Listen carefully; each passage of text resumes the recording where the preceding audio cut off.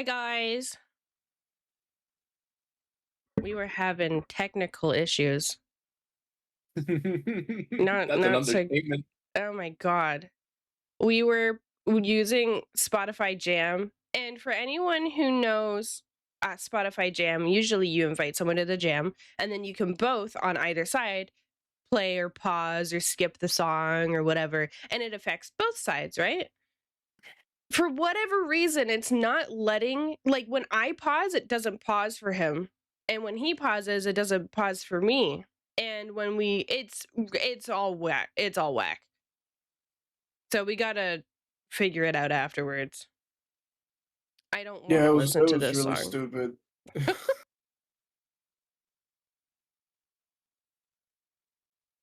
No. You know what? We're going back to my catchy singing playlist. That song. I like it. I moved it to It's All Right For You. Yeah. Okay, cool.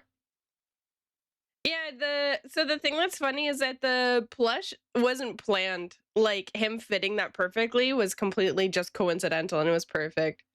Oh yeah, I gotta see how this looks now. Yeah.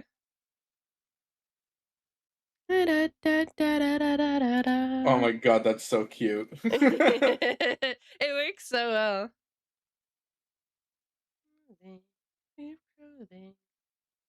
No, it wasn't drawn into that. If I go to the Fugi, he's his own thing. That is so funny.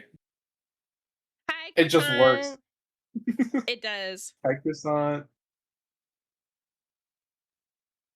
And then everything behind me I own as well. Like it's an actual shelf I have. The only thing is the Graha is pre-ordered. Thanks to Ale who ordered it for me. Teehee. Teehee. Gotta turn down the music slightly. Need the Ale plushie IRL now? Oh my god. That'd be I'll crazy. just have him IRL. My show's back. Woohoo! Woohoo! Yeah, right. Well, hi guys. There was a bit of a hiatus. My my dog died. And then I went to Toronto with Ali. So it's been quite eventful for me. A lot's Finally, happened. a lot has happened. Um, but honestly, just to like talk about, I want to talk about Diva Baker a little bit. So hang on, let me Mhm. show you the drawing that I did for him. Art, and then this, and then July. So this is my puppet Diva Baker. We got him when I was in high school because my younger brother had a fear of dogs, and that was my fault. There was a stray outside that I brought into the house when I was like 14 or 15 years old. So my younger brother was like 2 or 3. And the dog wasn't bad, but the dog started barking at him and it scared him and he became scared of dogs because of that. My mom was like, "What's the best way to get him to not be scared of dogs?" "We'll buy a Saint Bernard. They're huge and this way he won't be scared of dogs anymore." And it worked. We had him for a long time, and thank you, Spotify. The Spotify stopped for me. The fuck. Jesus Um, fuck. it's fine. So Saint Bernards are only supposed to live to like 8 to 10 years because like usually the bigger the dog, the shorter the lifespan, and the more complications with like their hip joints and everything because of how big they are and like stairs and stuff. They're only supposed to live 8 to 10 years, and he was turning 13 this year. If he had lived through to December, he would have been 13. He was living the good life, and like he, for the most part, he was still eating and everything, but he was struggling with moving. His back legs weren't really working anymore. He he had the will to live, but you could tell that every step he took, he was in pain. He was constantly fighting some sort of infection because his body was just trying so hard to keep up with his age, but the slightest like hindrance on his body became a whole infection. And like when we put him down, he was struggling with like double ear infections and just like, and it didn't matter how much we took care of it, he was just like, he was really working to get it to be okay. So After a lot of discussion, like it had been a few months of us kind of being on and off of do we do it, do we not? Like he seems happy, but there's also that thing that like dogs will basically be happy until the end because that's just how they are. Yeah. Um, so we decided that it was time. He well surpassed his life expectancy, and you could tell how tired he was. Just him laying down, he looked like he was sleeping constantly. Anytime he went upstairs, he was sleeping. Anytime that if he wasn't sleeping, he was peeing or eating. But other than that, he wasn't playing. He wasn't really running anymore, and so we ended up putting him down. I believe it was on the 6th. Yeah, it was on the 6th, the Monday. And then the following weekend, I went to meet Ali in person in Toronto. And so I Which decided to take time off after that. that was a whole experience in of itself. Yeah. Ali, oh my God, hang on. We got to tell them. I just remembered the thing we have to tell them. Okay. Jesus Christ. Let me get the picture. Croissant and Honey already know about this, and I believe Snow knows as well. So yeah, Snow does know this because she was like, of course you guys would do that. You guys are grown ass children. Let me go get Oh the yeah, picture. yeah. Let me get the picture Jesus. of what Ali and I did. Now I want to preface. This was an entirely platonic experience. This has nothing to do with what you're going to assume. Scrolling up, scrolling up, scrolling up. Also, Oh right, Kinu does also literally know. literally the second day of us having seen each other. Yeah, so we met up on the Thursday. This was the Friday. We had just met. So We we were haven't even staying. been with each other for 24 hours. So we were staying at an Airbnb, but it was like, so it was an apartment building where people lived, but they used the 3rd floor purely for the Airbnb. Uh, and we had one of the rooms, and we did this. Again, Jesus fuck. platonic. It looks This so isn't what you think. This isn't what you think. So what happened, right? What happened is I had him in a headlock because he told me that I wasn't strong enough. So I had him in a headlock, not what I said. and he tried to get out of my headlock, and by him flailing around trying to get out of it, we both destroyed the bed. We completely demolished it because we were play fighting in the bed. And it fucking collapsed. Entirely play fighting, play wrestling, nothing else. Literally nothing else. And this isn't what you think. And then what happened? So literally, it felt like a cartoon scene. You know, in like the Looney Tunes, when Wile E. Coyote's about to run off a cliff and he kind of stops for a second before falling. We heard the crack. We immediately looked at each other and then fell. And we were like, uh-oh. And less surprised at this than the other option. Oh, hi, Kiwi. You know that what that's what parents say to their kids when they're caught, right? We were hugging, we were wrestling. I know it sounds like a cover. I know it sounds like a cover, but it's not. This was literally like within the first 24 hours of us meeting, which also I think says a lot because we met and immediately just started fucking with each other. Not in the that was poor choice of words. Started harassing each other, started we We're were cooked. We're cooked. We're cooked. yeah, I whoopsie.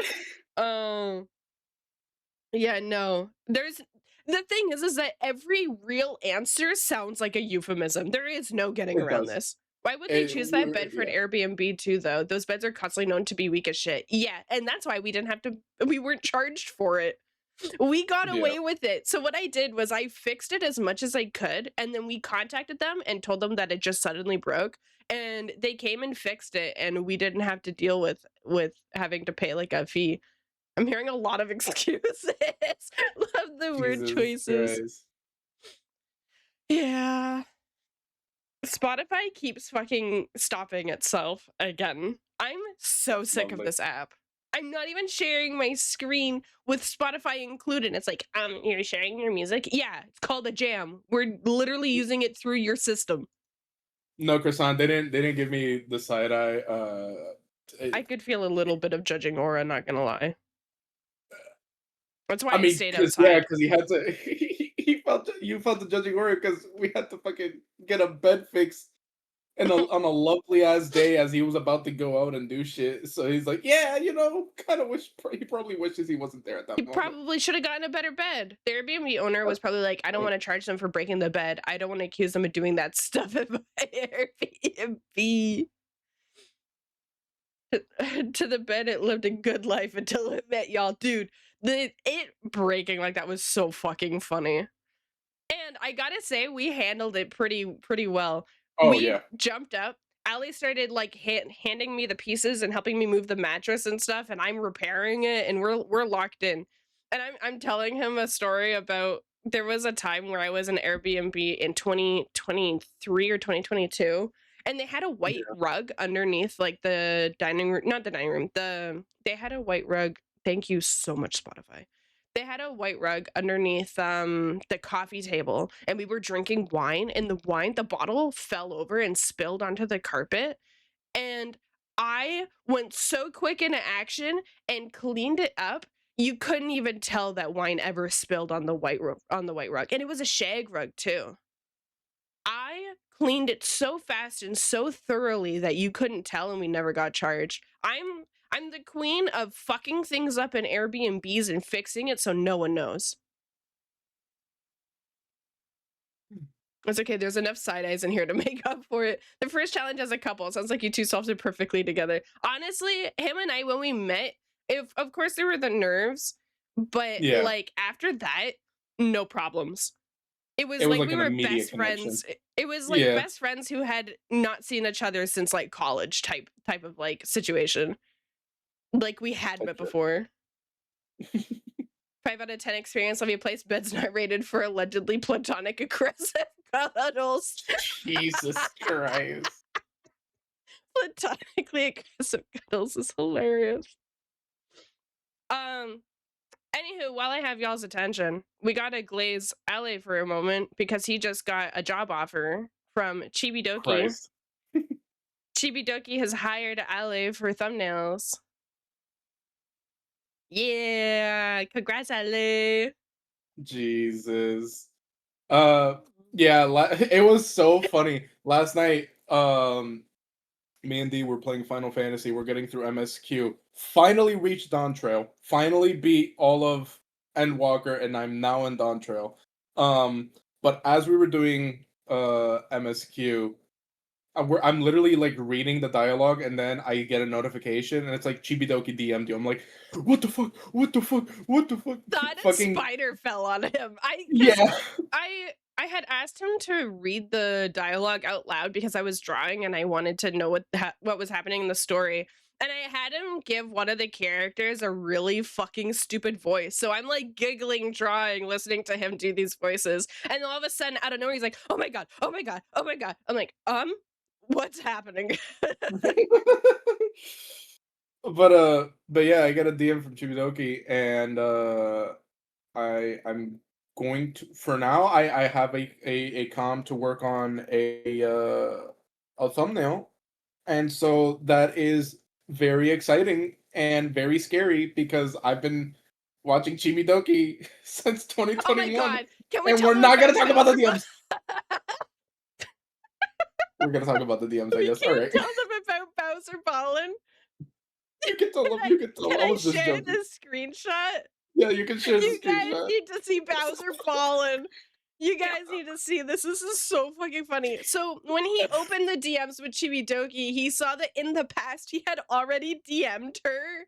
Like he's already fucking contacted her before. And the thing is that the context to these DMs, apparently, according to LA, is that when he was when she would make like Twitter posts being like, hey, do you guys have any ideas for like XYZ? And so he would DM her to be like, hey, these are like my takes. but without context, these are the DMs he sent Chibidoki. 2021, Bowser Ballin. Out of context, it's fucking hilarious to just DM Chibidoki on a random fucking day. That's so funny. And and then of course he got like an actual suggestion. Yeah, he got the job. It didn't scare her off, but imagine fucking DMing someone that you're like a huge fan of. An image of Bowser dunking a basketball saying Bowser ballin'. And then 5 years later, she's like, hey, can I hire you? I just want to know what her thought was when she was like, I'm going to DM this guy and I'm going to hire him. And then she opens DMs to see you've already DM'd her. And it's just Bowser ballin'. You know, It's so funny. I don't want to think about it. But anywho, he now has Chibidoki added on Discord, and they've been talking, and he's allowed to stream the work as well. He's allowed to stream the thumbnails, the progress for them, which is awesome. Her thought was probably, oh shit, Bowser hates fucking ball. You know, that's actually quite accurate. Probably sold her fully on hiring Ale. That would make me want to commission even more. That's so fair. It's so fucking Bowser Ballin' is just like, that's so funny. The amount of joy that brings me is immense. Bowser Ballin'. The Pookies in our group chat were fucking howling at it. This guy chill as fuck. I'm gonna pay him. It was so funny. Oh my god. You know, that yesterday was eventful. Honestly, since I've been back from streaming, it's been quite eventful, both for the good and the bad. Yeah. Oh, I'm gonna go open my window real quick. I just remembered it's really fucking nice out, so I'm gonna go open my window. Nice. That's the funniest thing I've seen this week. Christ almighty.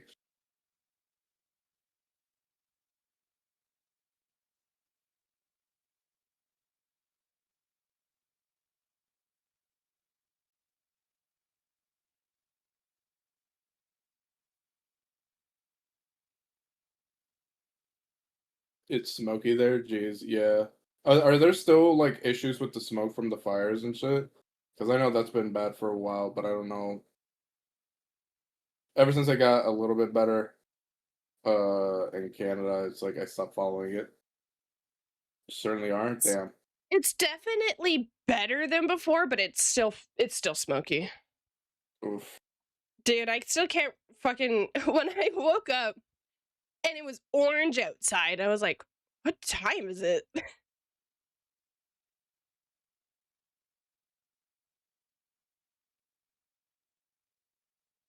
This PNG tuber is cute. You messaged the cutest little PNG tuber. Thank you.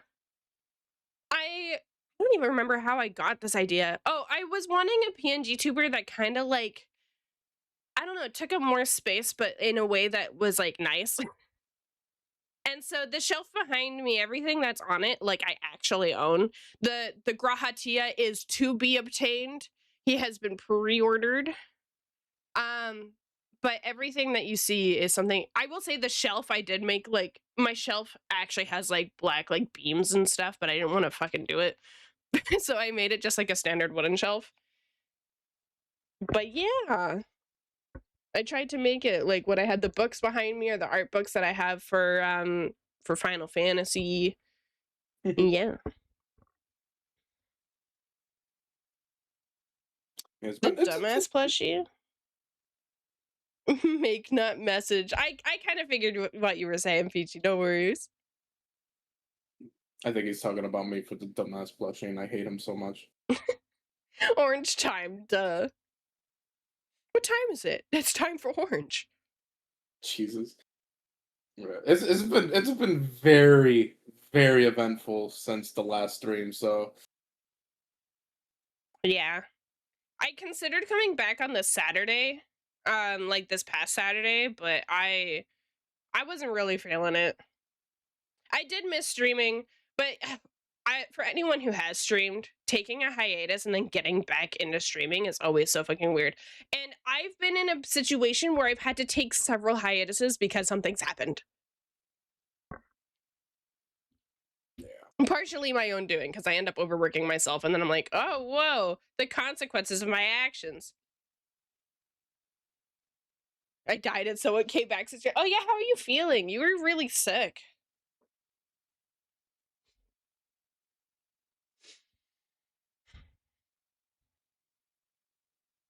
Four hiatuses, yeah. Four hiati. The consequence cat visits all who feed it. Yeah, you know, fair. I miss you guys in the streams. Aw, thanks. Aw. And yeah, now LA is in Dawn Trail. He's now caught up with MSQ. He's lost his sprout. He's sproutless. His little sprout has been snipped. Tomorrow, or actually not tomorrow, tonight, LA, you need to do your baptizing. Oh fuck. I'm so sorry. It's the rules now, according to Bob. Better to take a hiatus than burning oneself to a crisp. Very fair. And no sprout loser. Baptizing? Yeah, we had agreed that for baptizing, so in Final Fantasy, jump puzzles are very, like, platform jump puzzles are very common in each zone. And Dawn Trail's first city has a jump puzzle that leads to a really pretty fountain. And so it was Bob's idea that for his losing his sprout and catching up, we must baptize him in the fountain at the top. Adia wanted to ask, why did retire the Cloud Tiger model? Don't need to answer if you don't want to. Basically, I didn't want to be a VTuber anymore. Like, in the sense that for me, when I view a VTuber, obviously I'm still in the category of VTuber, but when I think of VTuber, I think of someone who has like a design, a character that is detached from them, or an extension of themselves that is like, you know, like a tiger. The drawing you see in front of you, that's me with elf ears. This is what I look like in real life. And so this is just like a little doodle of me. And so I basically wanted to steer away from designs and doing designed characters and just drawing myself with elf ears and a little tail. It's kind of like I feel like the best example of what I'm going for is if you guys have ever watched storytime animations on YouTube, there's like Jaden Animations, Domix, all those. They draw themselves, but slightly in a more like characteristic way. And that's kind of what I'm going for. I want more of like something that is me and is just like a little bit more fun. Obviously, my hair is not this orange in real life. I want it to be, and I plan to make it this way. As a kid, I had really orange hair. Hang on, I guess sneeze. Bless you. Thank you. Storytime Animations 1, fun fact. That was my dream job growing up. I wanted to be a storytime animator when I was in high school and they started popping up and being a thing. That's what I wanted to do. And I still do want to do them, but I get so scared. I get so nervous. But yeah, basically, I didn't want to do a character that was a complete, like, separation from myself. And obviously, it was kind of showing for itself that it wasn't clicking with me anyways, because I kept fucking redesigning. And now, I'm just me. Gave myself some elf ears, you know, accentuated the redness of my hair. And I just want to be me. A little silly me. Make them into clips. You could do 2 separate mediums if you want to. True.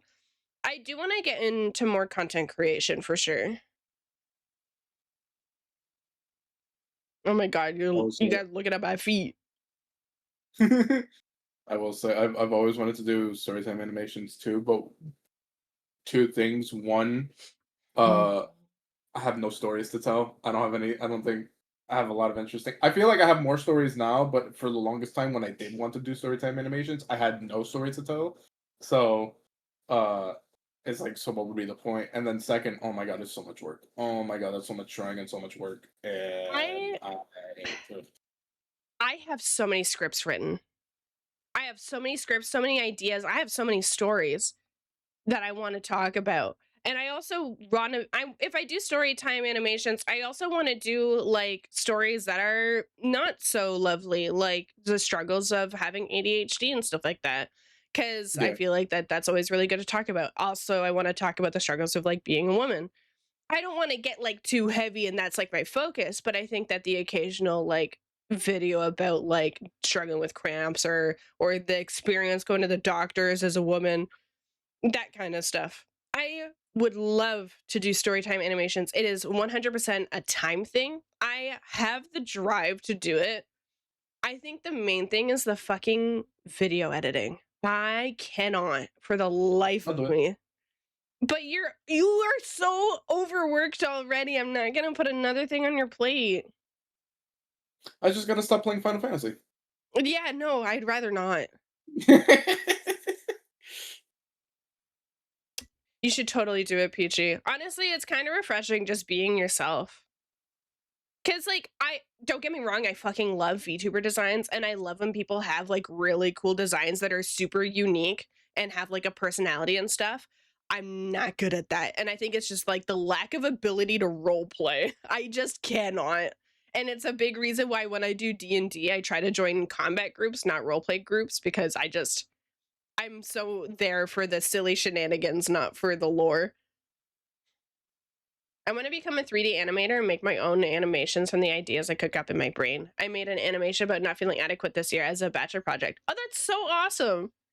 I did an animation project in grade 12 for my media course. It was an animation about my trip to Canada's Wonderland because that was the most exciting thing I had done in my life at 17 years old. That's awesome. I learned Oh Glare my on Whim god. and I miss my rocks already. Yeah.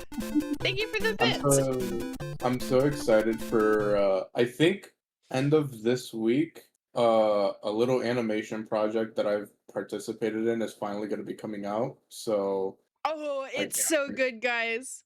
You guys are gonna love Yeah. it. He sent it to me and it's so sick. Canada's Wonderland. It's like so the I don't know what the European equivalent would be, but in the States there's like Six Flags. It's a thing to it's an amusement park. Lots of roller coasters and stuff.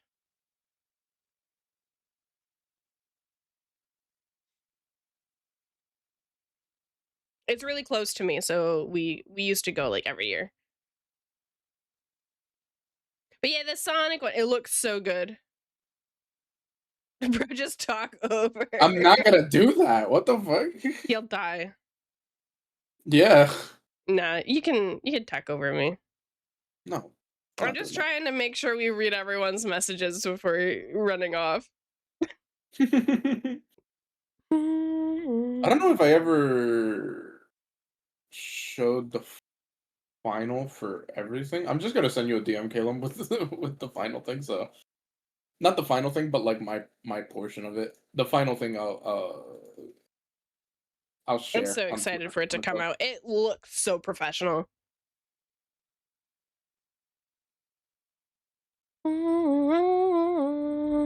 Is that to you, Stan?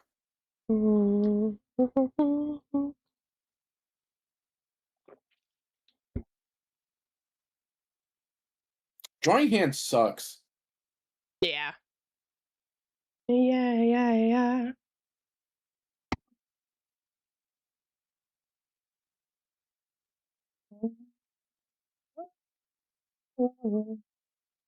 Uh-oh. That's What great. happened? I put my tablet stand, I put like temporary adhesive on it because like it lost its grippy feet and it kept Mhm. sliding. I didn't realize last night that I put the stand on a napkin that I had and the napkin got stuck to it. Ooh, It's okay, I got it off. Ayo. bro. Bruh.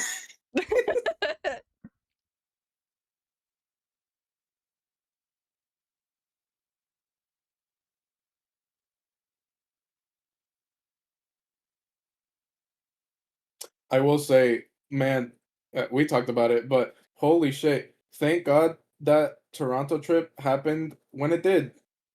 'Cause, Oh, bad weather before I came there, and then the whole, fire happening after I left, immediately after I left, that's crazy timing. yeah, but we had to deal with a fucking mass shooting instead.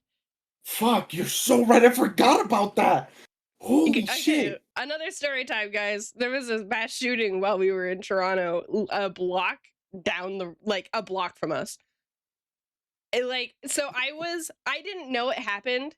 So this was I believe the Sunday night or the no, it was Saturday night Saturday, cuz Saturday. we went to the aquarium and then we walked around a bunch. Oh wait, Yeah. no, it was the movie, which was the Yeah, Saturday. Yeah. because aquarium was Friday, and then it was Yeah, the yeah, yeah. Saturday night because I was yeah. Yeah, because we went to see the movie and then we walked around a bunch. So basically what happened was we went out for the night, got home, went to sleep, woke up.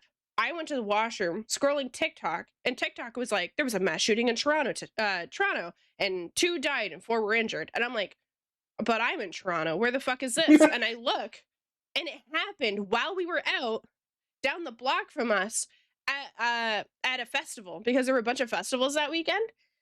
Yeah. And this was like it was freaking crazy because like we were out. We were if we had gone out and went north from us, we would have been a part of that. But we went south towards the water.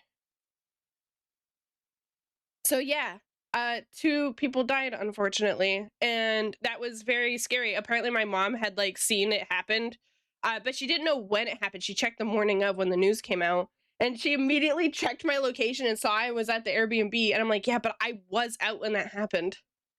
Yeah. But yeah, no, that's freaking crazy. You almost cried. Oh, I'm so sorry.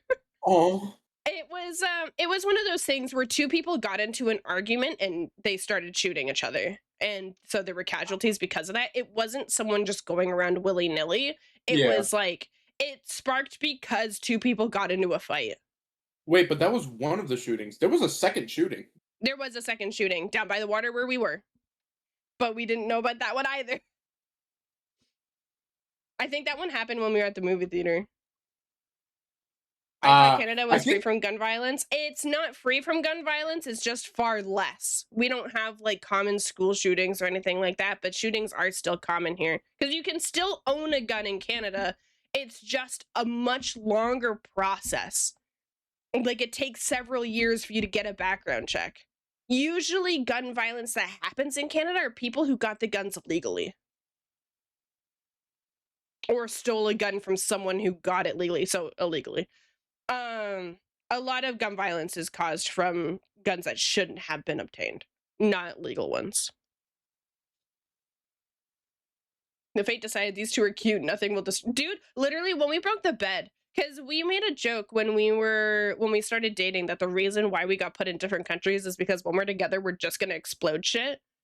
And then we destroyed the literally. bed the second we met. Yeah. So jokes aside, I'm so sorry that you had to be close to that. Hope you both are holding up okay. Yeah, we're fine. I'm more so like worried about the people who were actually there. Like we didn't witness it. We Yeah. found out like after it had happened. Like as And, we woke up. and fun fact, the town I live in had the biggest mass shooting in UK since 1996. Damn, that's Jesus. unfortunate. I'm sorry. Yeah, I'm glad that like we didn't get caught in that, but finding out something that big happened near you without you realizing it is so fucking terrifying. Yeah.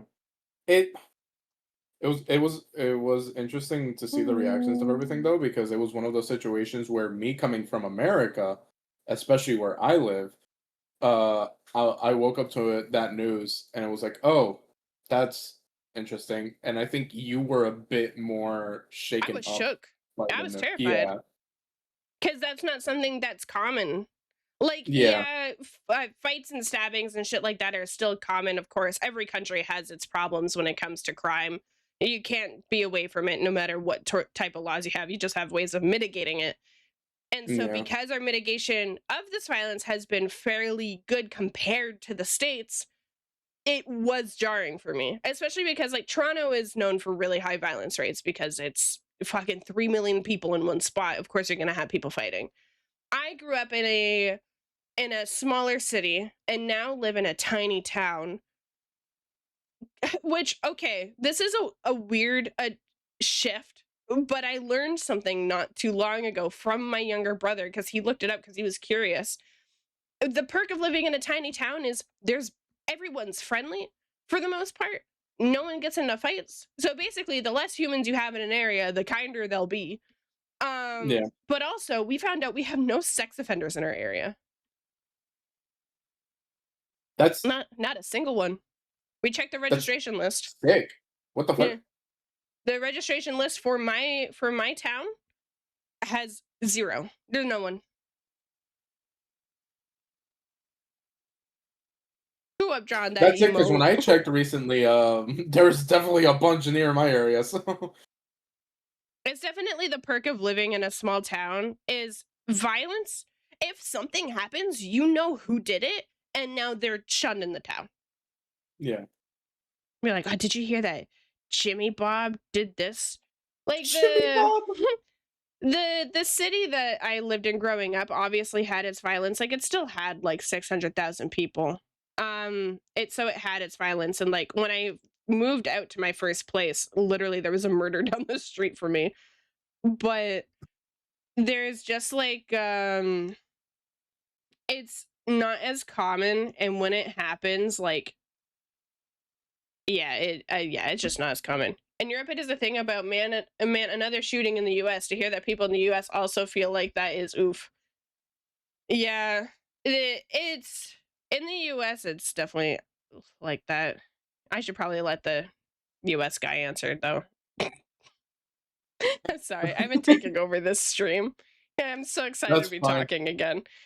I'm so EP, and I'm also usually the quiet one anyway, so I'm cool with it.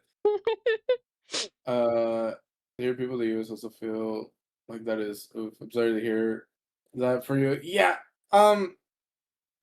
So the thing is that like I'm I'm not around violence all the time. I live in Florida, but like a lot of the violence that does happen is usually farther away from me. But that said, I've become not desensitized, but it's like You're I like see numb. news. Yeah, I become numb to like all the news about violence, gun violence, especially that happens. Whether just be in the United States in general or Florida. Um, and also, man, I went to a high school that was not in a good location. So like there would be times when the school got shut down or we had to do like little drills and shit when there was like shootings in the area or violence in general in the area. One of the scariest stories I have was I missed a day of I think it went like this. I think it was on a Thursday, and I missed that day. I felt bad and I didn't go to class. Um, and that day, the next day, I get an announcement. I get a notification saying, "Hey, school's closed." I'm like, "All right, that's weird." When I come back on Monday, um, and I sit back in like in the class that I missed, my friends were like, "Yo, so like you know that day that you missed, some random person walked in to our class, sat in the desk that you were sitting at, and said, 'Don't come to school tomorrow,' and then just walked away. And there was a whole investigation that had to happen because of that. So shit like that just happened. it it it's terrifying, but it's like, man, Yeah, that's America, am I scary. right? I don't think we've had a shooting like that here in years. It's quite peaceful from what I've experienced. Yeah, where you live is, from my experience being where you live, it's very nice there. Um, I've become so numb. I can't feel you there. Becoming so tired. There's a pop up to covering the message. I become so numb. I can't feel you there. Become so tired. So much more aware I'm becoming of this. All I want to do is be more like me and be less like you. Is that a song? Lincoln Park, I think. Oh my god. We went to a water park theme park over the weekend, and not far away from it, at a park, there was a shooting. Never been that close to one before. Damn. Yeah, numb. Oh, I think because it's not like sung, I didn't recognize it. And you say you don't got stories, Ale. Yeah, you do have stories. Yeah, but that's like that's like okay. I would whoa. But like when I said I didn't have stories, it was like when I wanted to be a storytime animator, and eh, that would be like one of like 5 stories that I could possibly tell. Now I have a bunch more since like finishing college and becoming an adult, and a lot of shit has happened since COVID. Um, You know what one you should tell? what The one. which The there's a lot of $500 one. nope, nope, nope, nope, That would be nope, nope, that not would on be stream, not not on on stream. street, and I'm not gonna tell them right now. Okay, But that would be such a good story time. That would be I such a good story time. so I think I can't tell that story because I don't know. Um, You don't know. laws. What about laws? Cause here I'm just gonna send you a message. Okay. By the way, probably not the best story time to tell unless you want YouTube demonetization straight away. You know, that's fair. This one he would not make money from, but it would make him go viral. The story that I want him to tell. This story he would not make a single dollar from, but it would be shared. People would watch it and go, "What the fuck?" When I first started getting to know Ale, we did a night where it was me, Croissant, and Ale and Call. Honey was asleep, and we were sharing like things that we were the most embarrassed of. And Ale's story blew everyone's out of the water. Okay, let's see your message.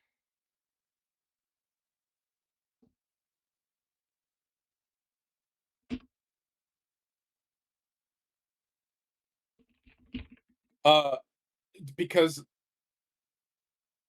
fair. No, but like just the act itself. I like how you're Like, responding even though I'm typing you to reply. You would be fine. I know the act itself, but so there are so many stories that are told that are like I would tell stories about my urban decay exploring. That's illegal, but I would still be like because it didn't happen. Like I know yours was like somewhat recently. Yours was you were 21. That's 6 years ago. oh Six fuck, don't years. worry. Actually, It no, was wait. six Actually, years ago, I and forgot. I forgot. and also you were taken advantage of by your coworkers, so you wouldn't be the one in trouble. Also, don't name drop, and you'd be fine. Worse Um, than a snot kiss, dear lord. No, like my snot kiss is like a fucking walk through the park compared to this story. There's illegal stuff, there's $500 spent, there's his coworkers being assholes, him turning this was on his 21st birthday. Not on his birthday, but it was for his birthday. It was I hilarious. think it was actually the day of my birthday. Was it the day of your birthday? I think so. I can't remember exactly, but I think I just turned 21 that day. So Just know that Croissant and I were so ready to hunt down his coworkers for this. We hate them, just for reference. It's pure cinema. cinema. Cinema. It was freaking crazy. It's probably out of anyone's stories that have ever been told to me, Ali takes the cake. It's something straight out of like a fucking sitcom or like Grown Ups. This is a story that would be in Grown Ups. Oh my god, it would be. So fucking funny, but also we hate his coworkers. But yeah, just change like don't even say like where you worked or like you can add lies as well. You can like say that it happened in like Arkansas. Jesus Christ.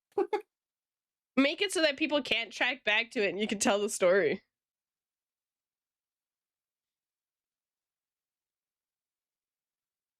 God, I want to do story time animations so bad. You draw, I edit. You don't have the time. I can make the time. No.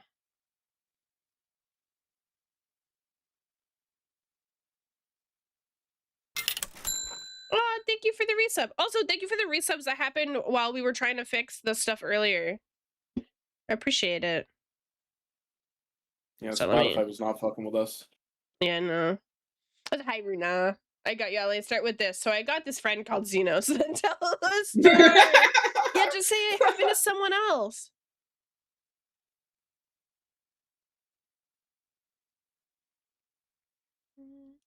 Speaking of urban decay exploring, it's like going around in old ruins. Are you Abigail?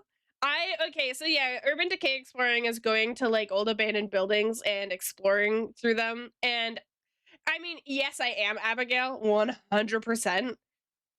When she said that she did urban decay exploring and was and like did like a YouTube for it, I was like, oh my god, that's me. I didn't record anything, but I used to go with my friends. We went to like an abandoned factory, we went to a hoarder's house. Like it was fun. It was probably some of the most fun I've had. Hi, honey. Honey, you missed so Honey, much. you actually missed so much. You missed You missed so much.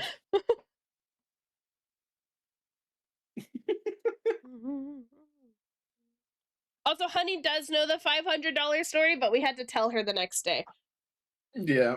Honey, we didn't tell them about the Ali's $500 story, but I'm trying to convince him to make an animated story time of that experience. Because let's be real, honey, that would go viral.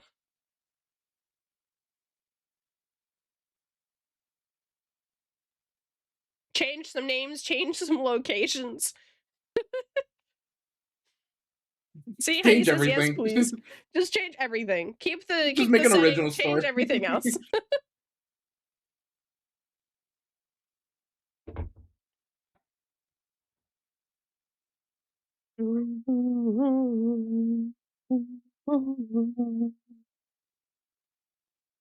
Yeah, the big issue now is that I don't want to be a storytime animator, but I have a crazy ass story that would make for a really good storytime animation. So Let me tell it. okay. Hell yeah. This is a story about my boyfriend who did things that are very sus. Yo, whoa. Just use Hoary Boulder instead of Alex. Jesus Christ.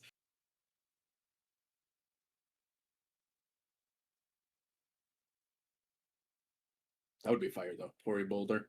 The Adventures of Hoary Boulder. Oh my god, I love Hoary Boulder.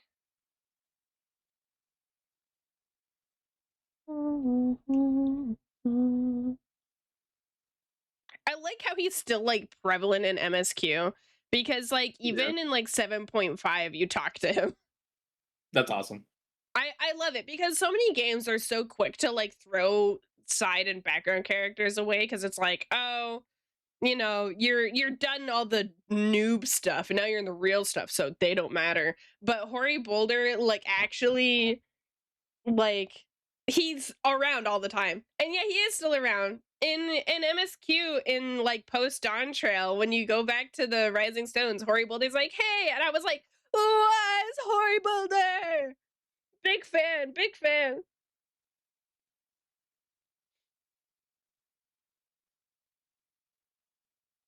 You're so imagine you know the movie that's called The B Team. It's basically like it's the A team couldn't make it, so they had to send out the B team. We need an entire like Hildebrand style side quest that's just the Scion B team. It's Hori and his team doing their adventures. The Scions that no one ever talks about. Like that would be so good. It's just them like doing like going on little shenanigans, little duties. That does sound fun. Scions.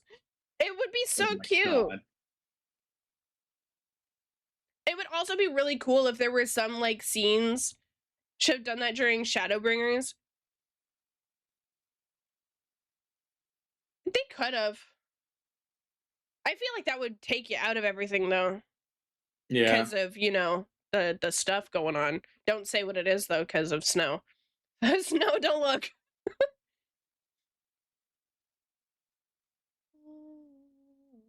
I thought the wall would be here. Yeah, well, she's very busy right now, so yeah, literally. Speaking of 14 FanFest is this weekend. Yes, it is. I am streaming on this Saturday. I'm not gonna talk about anything FanFest related, but I'm definitely gonna try and watch it as much as I can. I did make a new Twitter account for Final Fantasy where I am gonna be posting spoilers, looks at the people who followed me who are not caught up. Unfollow me, please. Nope. Unfollow me, please. I'm Nope. going to be posting stuff about theories and junk, and 7.55 comes out next Tuesday, and I'm gonna be talking about it on the following Tuesday. That accent? On the Tuesday. I'm still grieving for my 40 stream streak loss. And whose fault is that? Wait, we are not going to talk about FanFest things? Oh boy. I think I'll have to mute myself in the chat or something, or just poke you a shitlord in Discord afterwards. Yes. I'm so excited. So the unfortunate thing is, obviously, as per FanFest go, this FanFest, we're going to be finding out about what the jobs are, and we're also going to be getting an extended version of the trailer. We're getting the full version of the trailer. I can't wait to watch that trailer. Which means Ale is not allowed to watch it. God damn it. Because he needs to finish Dawn Trail first. At least one job. True. We will find out at least one job. I'm hoping that we find out what the ranged is. But it's probably going to be the tank we find out. You're at least gonna let me know what the jobs are, right? Yeah. Okay. You're allowed to watch FanFest with me, but the second they start playing the trailer, you need to mute it and close your eyeballs. Okay.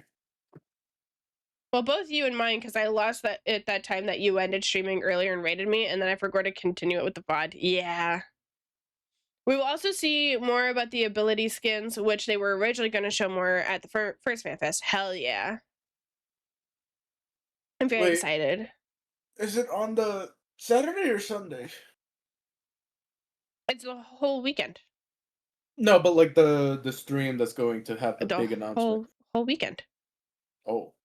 Okay. They usually will do like they section it. So there will be like a day that's like the concert and stuff, and they'll stream it, and then there'll be a day where they talk about like the new info. Like it's a several day stream. They do it from like, it's like obviously it's not our 9 to 5, but it's like, yeah. But yeah, Saturday will be most of the information, but the stream goes on for several days. Okay. Because I am gonna be gone at some point on Saturday, so Yeah, that's fine. okay. I'll just watch it without you and then not tell you shit. Anything that shows up, I'm not telling you.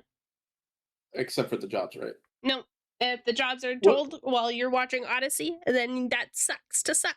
Oh fuck! I gotta watch. I'm Odyssey. kidding. No. I'm kidding. I'll tell you. Of course, I'll tell you. Yippee! This drawing is kicking my ass. I don't want to draw this anymore. It looks fucking sick. Thank you. Chibidoki hired you. Chibidoki hired me, bro. What the fuck? You got a one-up on me now. Aaron Hansen hasn't hired me yet. What the heck, Aaron? Hire me. I know you're looking.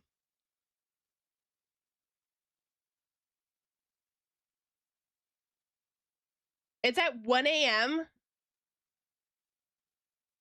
We'll be able to watch a little bit then. Yeah. Okay. We could do like dailies or whatever. 1 a.m. American time is fucking sending me. American time. That America has so many times, like time zones. I'm gonna assume it's Eastern, but if it's Pacific, then we're fucked. We're fucked if it's Pacific time. That's fine. But we'll be able to watch like the VOD and stuff as well. So we can watch the VOD together. Thank you, Nino. For once, Europe wins. For once. Yeah, because they always, when they do FanFest, they always do Japan, Europe, and North America. So at least for one FanFest, Europe wins. For just one, though.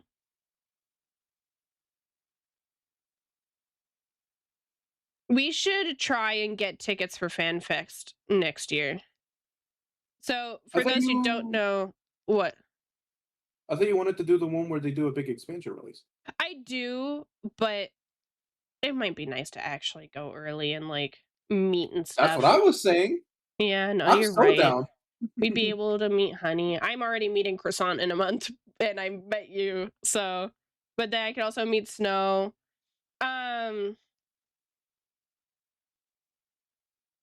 But yeah, there's for those who don't know, when it comes to FanFest, it's not just you buy a ticket and you go. You need to apply for a ticket because it's such a big event that people are just constantly trying to fucking go. And so you have to apply for a ticket, and then it's a chance that you actually get it, and then you get 2 tickets so you can bring a friend. I've applied for FanFest 3 times. I've lost each time. Jesus. Hello, Mustard Man. Nice feet. They locate small though. Yeah, I got tiny feet.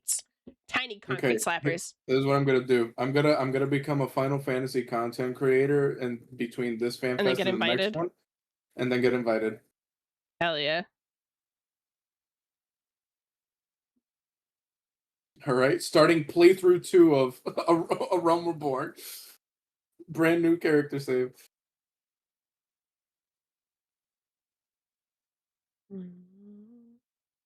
If Aaron was to hire you now, it would be an animator for Gameoverse. It wouldn't necessarily just be animation. It could be storyboarding or design or anything like that. But I doubt it would be for Gameoverse because that's kind of already like set. They've already got a team for it. It would have to be something future related.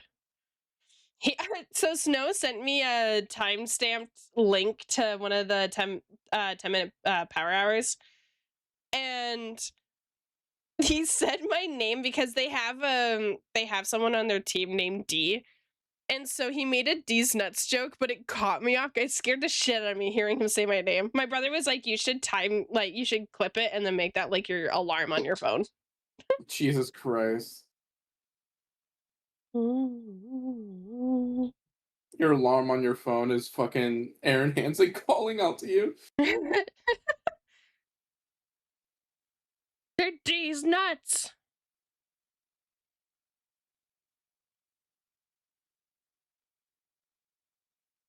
I'll have you guys know. So, like I mentioned earlier, I had Ale do voices for me I had him do a voice for one of the characters in Final Fantasy during the MSQ.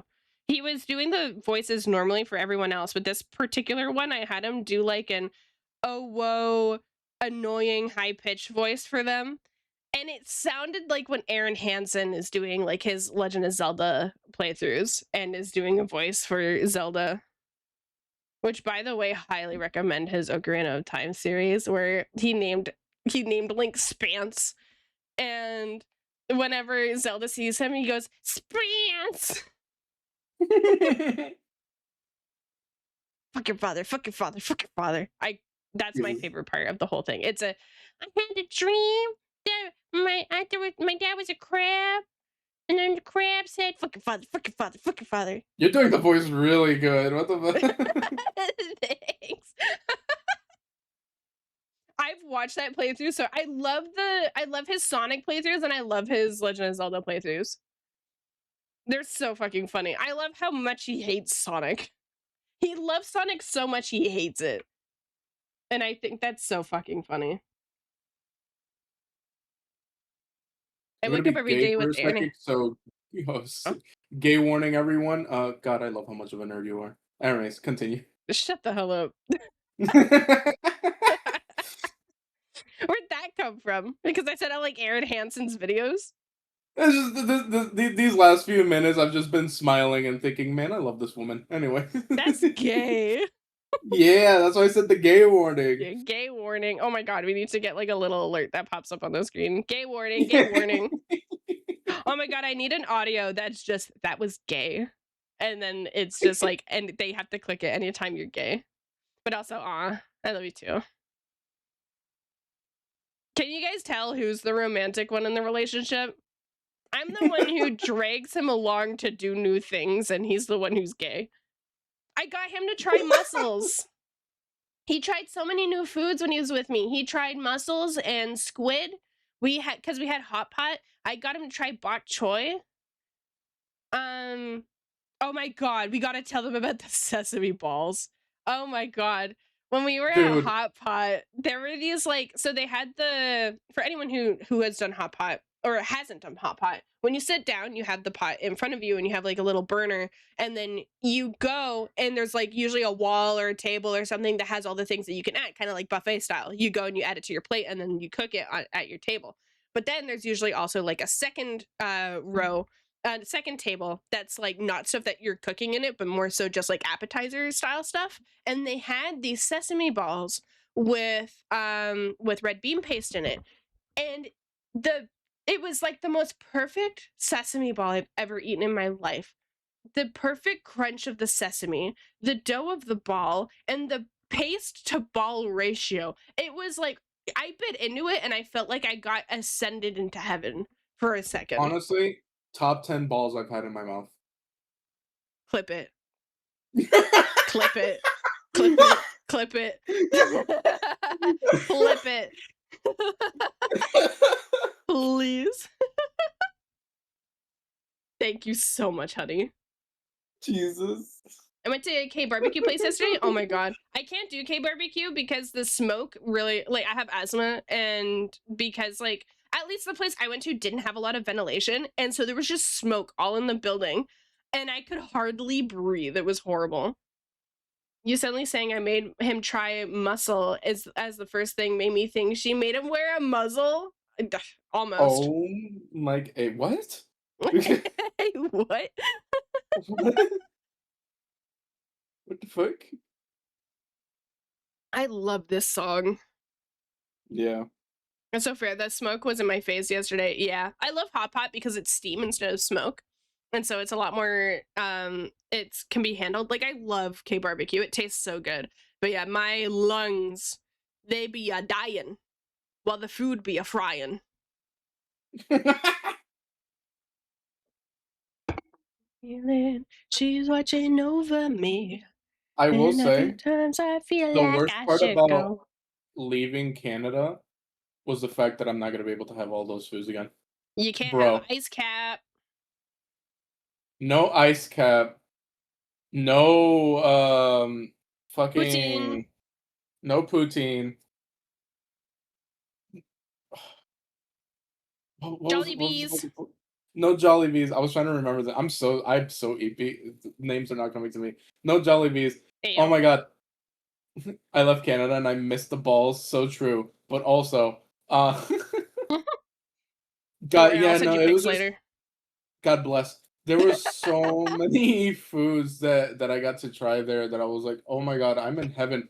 I think not a single thing that I was shown was something that I disliked. It was awesome.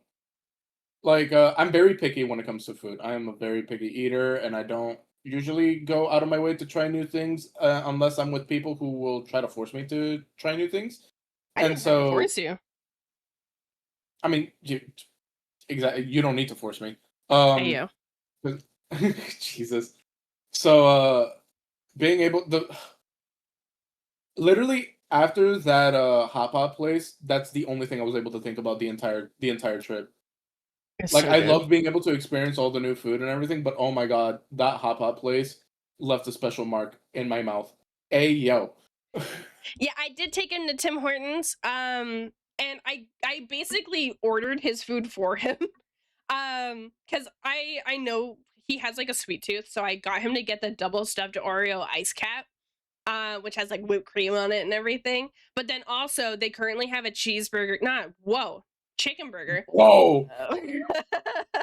They have a chicken burger at the moment that's actually pretty good, and I'm someone who's not a big fan of Tim Hortons food, but their burger was really fucking good. And then I got him to get the wedges, which anyone who's eaten at Tim Hortons, their wedges are usually a fairly safe bet if you want food from there. I miss poutine. Yeah, poutine was fire. I got him to try poutine, beaver tail. He had the ice cap from Timmy's.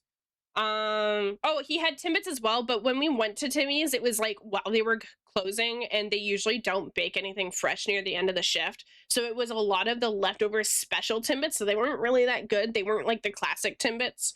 They were So very sweet. they were very sweet because they were the specialty ones that they were doing for like the season. Yeah. The next time that you visit, we'll get like an actual assorted when they're fresh in the morning, because we got it. They have like the honey glaze, the birthday cake, the plain are so good. The chocolate.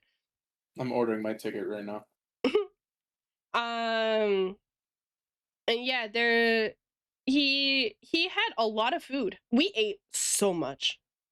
And we went to the aquarium. Oh my god, we went to the aquarium, right? And I've gone to the aquarium a lot, but I always go on the Saturday because, for anyone who knows, this aquarium in Toronto, which is Ripley's Aquarium, if you go on Saturdays, Spider-Man will be outside because there's a Spider-Man performer who always goes on the Saturday. And I normally book to go on that day because Spider-Man's my favorite superhero and I love seeing him. Even if it's not to get a picture with him, I like seeing him. Also, Saturday is the most convenient day to go to an aquarium. But we were seeing a movie on Saturday, so we went on the Friday. It was the second Friday of the month, and we found out that this aquarium apparently does, on the second Friday of every month, jazz night. I had no idea, and you guys know Ali loves jazz. And so they do like a jazz night where there's a live band playing jazz, and there's like bars everywhere. There's like little like bar stops where you can order drinks. So I got like a Blue Lagoon, and we were drinking alcohol, going on the little conveyor belt with sharks above us while live jazz is playing. It was the best thing ever. I was really nervous because like I've been to Ripley so many times that it was starting to get old for me. To me, it was just another place that I've been countless times. But that was the first time I had ever experienced that. So I like that we get to tie that very unique experience to us being together. Gay warning, like sorry. it was it was such an unexpected surprise because it's like it just like plans worked out perfectly, like everything aligned where it was like It was whoa, fantastic. what the fuck? It was so such a good. unique but fun experience. I like she said before, I love jazz. I loved hearing the music that we were listening. It was a live jazz band. So Yeah. what we were listening to was a live jazz band. So we got to like the area where you're able to like get food and shit, the little cafeteria area, and you just see the band fucking jamming it out, and I'm like, what the fuck? This is so cool. But yeah, it was such a wonderful experience. I loved being there. It was so nice. Marinth, that made me spit my coffee out. That was really funny. I think that's your best joke yet. I don't want jazz though. I want pictures. Pictures of Spider-Man. That is so good. That is so fucking funny. I was taking a sip of my coffee as he was talking, and I read that, and I had to put my hand in front of my mouth because my coffee started pouring out. Jesus Christ. That was funny. That's a 10 out of 10 joke right there.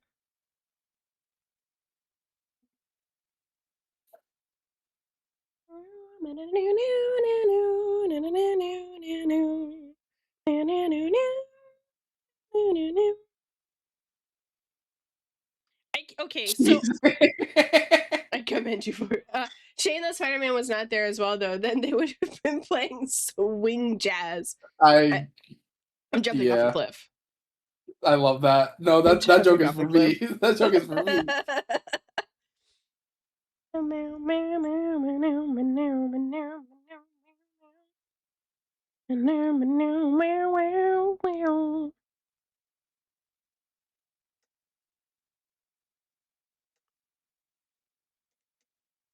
Oh, also Obsession. Holy shit! Scary movie.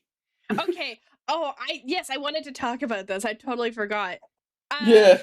Anyone who hasn't seen Obsession yet, not gonna get into spoilers, but I'm sure you guys have seen when Obsession first came out.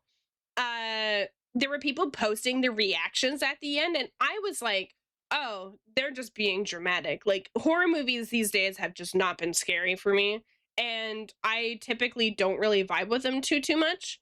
Like, I love horror, but they're never scary, and so it doesn't feel like horror. It just feels like a poorly written thriller. So we went and saw Obsession, and I was kind of skeptical about it, but we when we went to go see it, I almost left the theater. It's the scariest movie I think I've ever seen since I was a kid. Like, and obviously, like, the movies I saw as a kid aren't actually scary. It was just my innocence that made them scary. But as someone who is an avid horror movie watcher that does not get scared by these things, watching Obsession actually scared the shit out of me. I started tearing up at one point. There was like a really suspenseful moment where you could tell something scary was about to happen. And I started tearing up because I was so scared.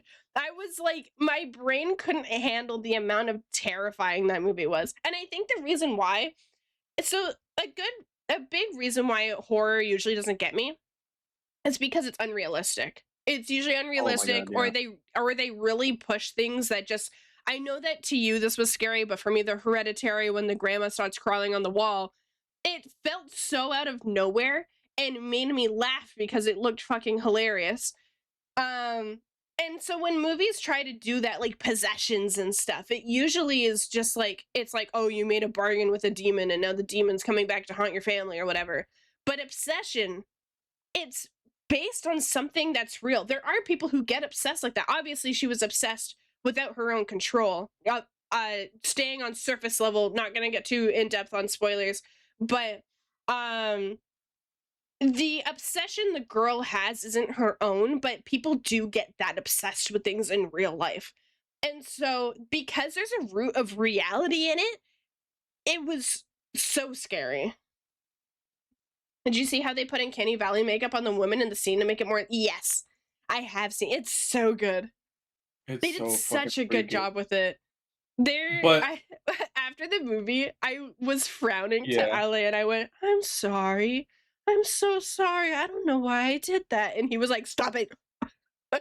it was so bad. So yeah, we got back to the Airbnb after we watched the movie, and she kept making jokes and like doing the face and everything like that, and it kept freaking me out.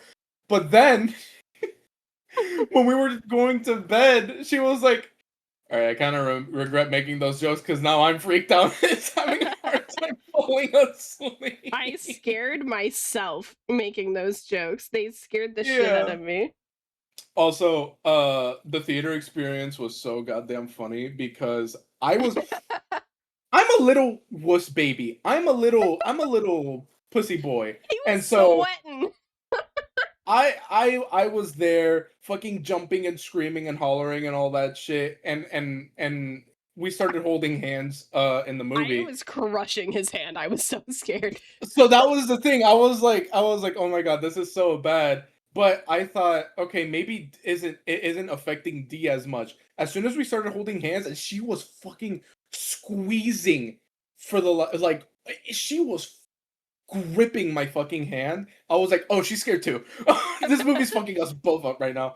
Yeah, he's a lot more reactive than I am. So when we're watching, I would look over at him and his face. Hang on, let me redraw what I saw.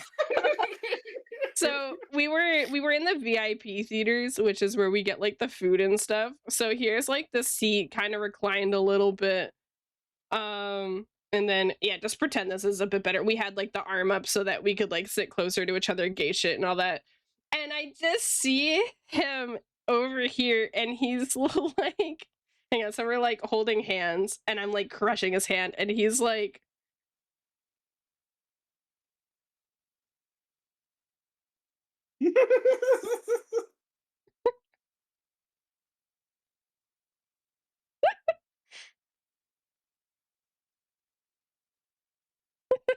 he's like legs up. He's got like this hand up kind of covering the screen. He was terrified and I'm just like, I'm sitting there pretty much like I don't have a lot of reactions going on, but I'm like crushing his hand, just like squeezing it. It was one of those moments where it made me realize, damn, I would be a pretty good reaction YouTuber because Oh, I would be dude, super reactive. my favorite part of doing the video calls with you when you're doing MSQ is your reactions to shit. I mean, you've seen the pictures I posted in the Pookie's Discord Yeah. where it's just like you going, I did like the before and after one of the scenes, and you were like, oh, this is really cute. Oh my god, what are they doing? Looks like he's seeing them opening the Ark of the Covenant.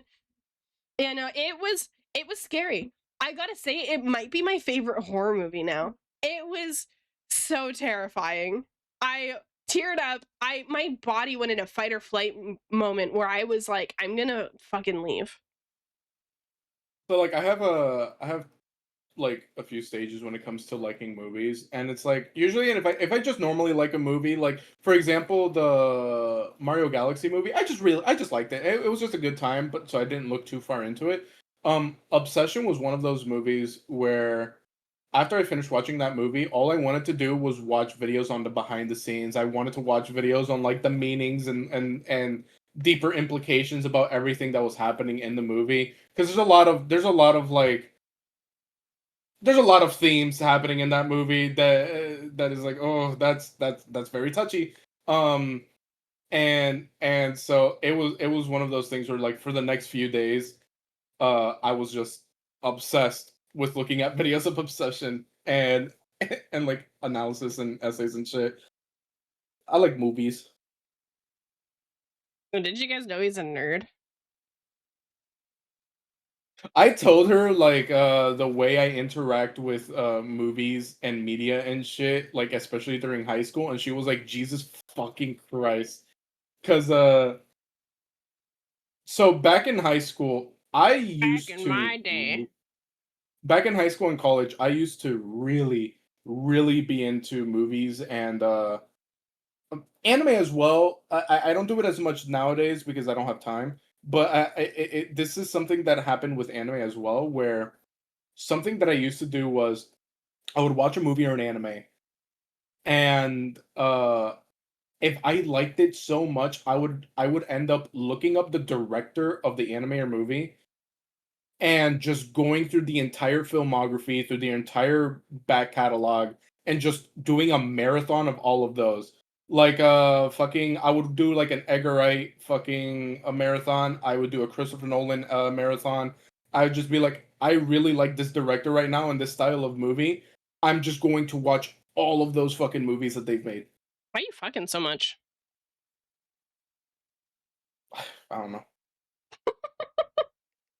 Yeah. It's as someone who's like never been much of like a media nerd, like I never really got super into movies or super into shows. I like through high school. Jesus fuck. What? Oh my god. I never really got into like hardcore watching things. Like I'd say Avatar The Last Airbender is the extent of it. I was really into Avatar The Last Airbender in high school. That's all I watched. And other than that, I was usually drawing, and the media I took in was just other artists. I watched a lot of speed paint videos and stuff, and lessons and whatever. And so I was a big art nerd in high school, obviously. Um, so I never really was like watching a lot of media. Um, Also, no, Snow, you're so right. Snow sent me a picture of her eye color because I was like, oh, what color are your eyes? Because I'm drawing your character. And she sent a screenshot. I'm like, oh, 148. Got it. The reason why I know that is because my favorite Jesus. eye color on Blueberry is 147, and yours is a tad darker. So it's got to be either you are 147, but Mikote makes it look darker because of how big the iris is, like on the Moon Miko, or it's 148. Feel free to fact check me if you open Glamour and check like what eye color you chose. Let me know what number it is. If it's 148, I get a big high five to myself. Raylo, cough, cough, honey, and crow watch Atla, cough, cough. Yeah, you're so right. AP for real right now. I'm a big nerd when it comes to Final Fantasy 14. I know almost every face by heart.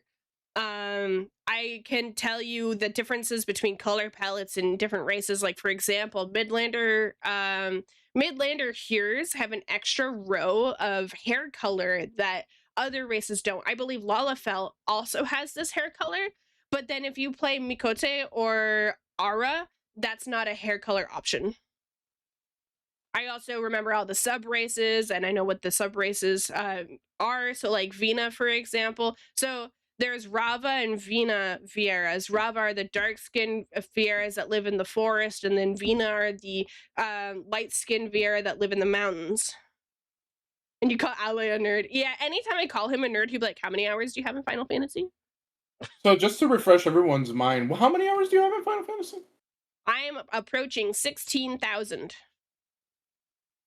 So just to clarify, because I told my cousin the amount of hours, and he thought, oh, like 1,600, right? No, 16,000. 16,000. Yeah, Highlanders don't have eyebrows. Hrothgar face 2 has eyebrows, but the other Hrothgar faces do not have eyebrows.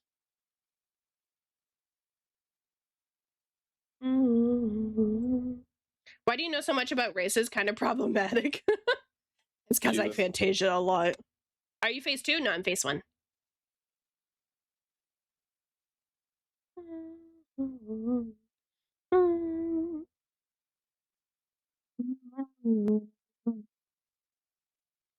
My first Hrothgar was phase 3. I do not like phase 4. You do have number 1 phase, Jesus Christ, though. I just passed 7K hours. I gotta get those numbers up. Yeah, get them up, get them up. I'm at 400 hours. 430. It's now LA's most played game. You're at 420? Hell yeah. I like that you have more hours than LA, but you're a whole expansion behind them. But she has been doing the side content though, let's be fair. Yeah. Was that not a good one? It was. I chuckled. If my chuckle didn't get picked up, blame my microphone. It is also your most played on Steam? Hell yeah. Yeah, emphasis on Steam, because if we go back to like when I was playing Black Ops on PlayStation 3, that might actually just be my most played game of all time. Too bad you can't find out how many hours, but that's okay. How many hours do you think it was? I put a unhealthy amount of time into Call of Duty. And how many hours would you say if you had to put a number on it? I think Black Ops 1 and 2, I definitely put in like at least 1K on both of those games. Okay. Because I played a lot of multiplayer, but I also was a zombie fiend, and that was a time sink. So, I played so much Call of Duty.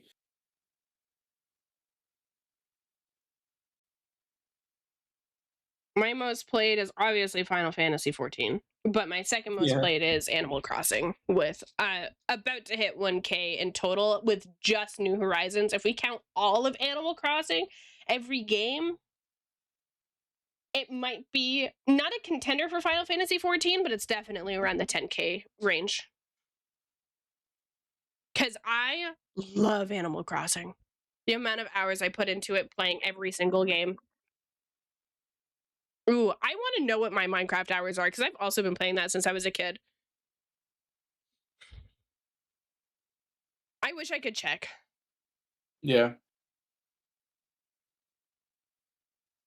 Honey, I would so be down, but I don't know what Call of Duty will we play. I like zombies. The Pookie should play Project Zomboid. Oh yeah, I'm so down for that actually. I love Project Zomboid. Black Ops 2? Okay. Hell yeah. When it comes to when it comes to hours for Minecraft. I'm probably at like 10K. Jeez. That was all I played in high school. It was the only video game I played. Aside from the occasional Sims or Gaia Online. You know what? If I could check my Gaia Online hours, that might actually be a contender for Final Fantasy XIV. Jesus. I played Gaia Online for 5 years, logged in every single day. Hi, Eyes. Project Zomboid, is that 4 players or Yes. one? Like, okay, cool. Sorry, I thought you were asking, honey, that. No.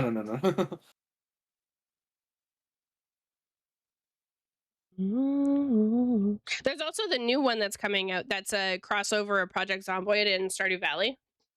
Oh yeah, that one does look really cool. I am so excited to play that with my brother.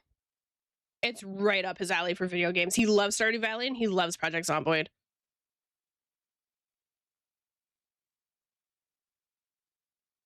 I still remember when I tried to play Project Zomboid with my brother as like as a 1v1, not 1v1, but like just us two, because normally it's me, him, and my younger brother.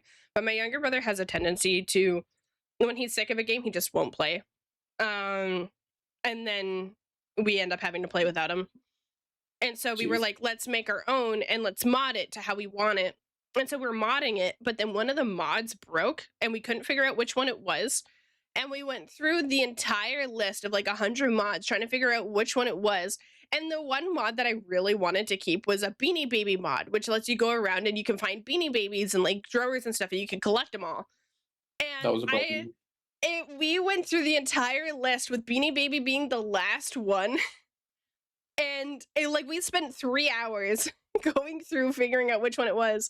It wasn't any of them. It was something else that was affecting it in the file. So it wasn't even a mod broke. But the fact we were just like, it was one of those moments where you had to be there. But we were just laughing our asses off at the idea of it being the Beanie Baby mod. We were just like, he was sitting on my bed. We're howling over Beanie Babies breaking the game.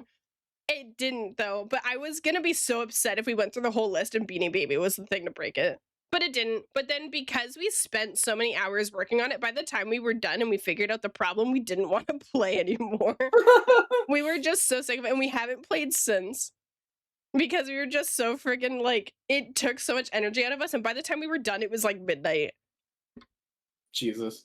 Yeah, because we were like, let's play at like 9 p.m. and we'll have so much fun, and then, yeah. It's such a fun game, though. So if I play with you, I don't know a lot about the game. So when it comes to playing, I'm gonna be fucking useless because my brother carries me. Oh, it's gonna be awesome. Since we're all gonna be useless, then it's just going to be it's just gonna be us fucking around. Yeah.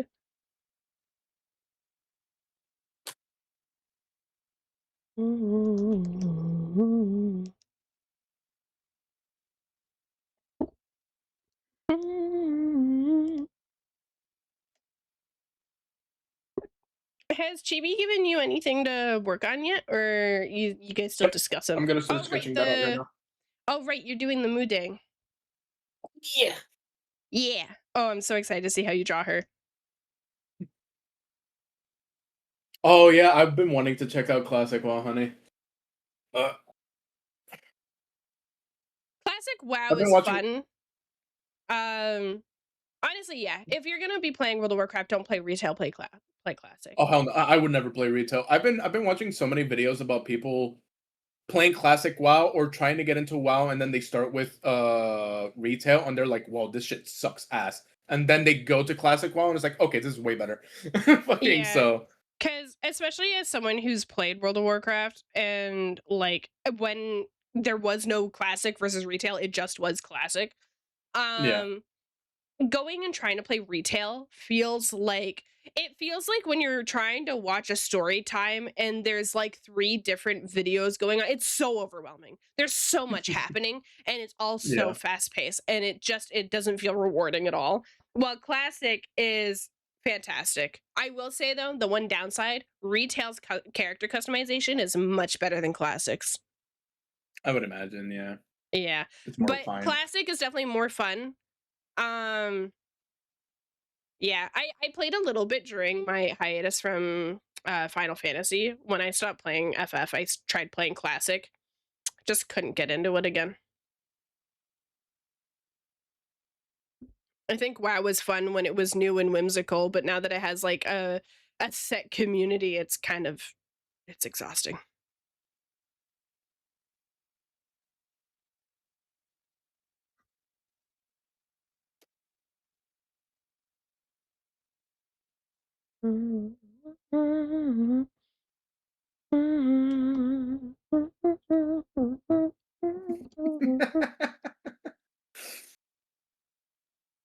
Fucking Chibi's model is so hilarious.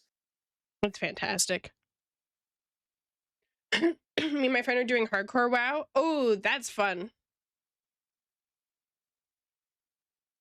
Man, I I saw hear some of that and it's like, oh, this looks so much fun. And then I realized I have no idea how to play WoW or like MMOs in general when I was watching that. So I was like, oh, I would not be good. well, you definitely have more knowledge on MMOs now. Yeah. I probably wouldn't play with you though, so you'd be on your own. That's fine. I hear about so many you guys have fun with, and I'm like, I want to try that too. Like in FF or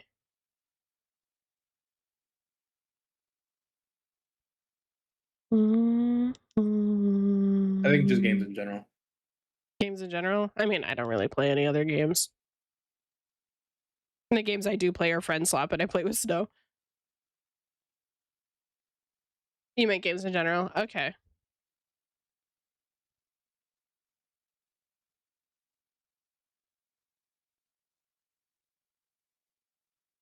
Well, lucky for you, I don't really do much. I follow Ale around in Final Fantasy while he does MSQ. Yeah. And then when it comes to other games, it's normally Friend Swap, and I end up playing with you anyways. Thank you, Cerise. Hello. Hello, cutie patootie.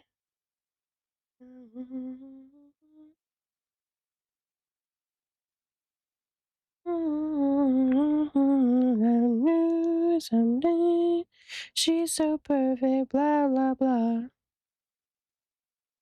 You wake up one day. I think this is like the only gun I've ever drawn. I might have drawn like one or two on emotes before, but like never actually studied the anatomy of them. Anatomy of a gun. Yeah, the anatomy. What Yeah. else is it called? No, you're right.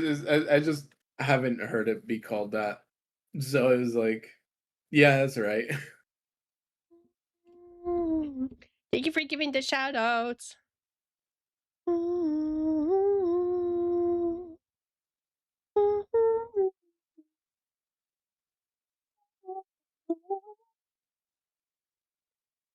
So, what's our plan for Final Fantasy tonight?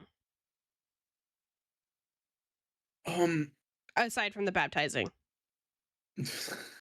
I'm really curious because the thing is that, like you said, I should probably be like leveling up my Viper Yes. because I, I, I so maybe it's like dailies and stuff like that, and like I think the beginning of Dawn Trail I might need to progress a little bit on the slower side until Viper is fully caught up because that, you know, EXP being lost and shit once I get max level on Reaper.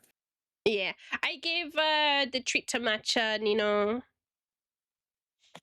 Yeah, there's yeah, I agree. We should definitely slow down on MSQ. You're now caught up, so there's no rush because you have till January to complete. Obviously still want to make progress on it, but we need to get Viper to a point. I'd say get Viper to like 95, because I think by the Yeah. time you hit 95 quests, Reaper will be 100. Yeah. And then you'll be able to swap over to Viper, because yeah, I do not want you to waste MSQ experience on a cap job, because it's literally the best experience you can get in the game. Honey, Viper because it is the closest class I have to max level. Because Dragoon is 73, and then Reaper is 95. And so by the time I'm done with Dawn Trail MSQ, Reaper is gonna be way past, like it's gonna have reached 100 a while ago, and so that's gonna be a lot of EXP from Dawn Trail quest that is just gonna be going to nothing. So I think it's better to just go for leveling up Viper so the EXP is going somewhere and not being lost. Yeah, and that way he's not having to like level up a level 1 job because like he wants to play Machinist, but Machinist is level 30. It's gonna take him forever to Yeah, get it to 95. So because he and then has Viper Summoner. unlocked and knows how to play it, it's level 80. So getting it to cap will be super easy. And then when he's done MSQ, he can focus on leveling the other jobs. As for the Eden raids, we haven't done any side content merit aside from the Alliance raids in obviously Realm Reborn because you have to. Heaven's Word and Stormblood. Oh, and Shadowbringers. And the reason why is because the queues are fucking atrocious. We started unlocking them and the queues are so fucking long. Even with me being a healer or a tank or DPS. Yeah, we're waiting for you for coils, don't worry. Honestly, at this point, whenever you guys want to do coils, we can go through. Dang, I would have figured the Yeah. Eden raids are kind of semi-MSQ, but quests are that rough in NA, yeah. Or Qs, yeah. Like, it is, but, like, a Realm Reborn is, like, force required, but, like, the other stuff isn't. We have not had the time to do any of it. Also, I imagine it was a timing thing because we were doing that very late in the day, and so But that's when we play, that's the thing. We don't play yeah. until 9 PM at night because we're working. We work and then we're eating dinner, and then usually it's 9 PM Eastern time that we're usually doing the MSQ or we're doing anything else, like when we're playing Final Fantasy. And so the times and the queues are just fucking atrocious. Yeah. And we are also in a not so, you know, heavily played time for Final Fantasy right now. Like people are going to be playing more soon, but Yeah, we're in right the now slow we're in the lull right now. So we're yeah. gonna try next week when people are coming back for the MSQ for 7.55. And we're gonna try queuing for them then. But honestly, like we are going to do it. We are going to be watching the story for it. Um yeah, so it's going to happen. It's just gonna have to be that when he reads it, he's obviously it's kind of like when you read like a prelogue or you watch like a prequel to a movie. It's not going to ruin it if he watches it later. Yeah, 7.55 on the 28th. We gotta find a good time to do coils then, because I get off at. We're just gonna unsync it.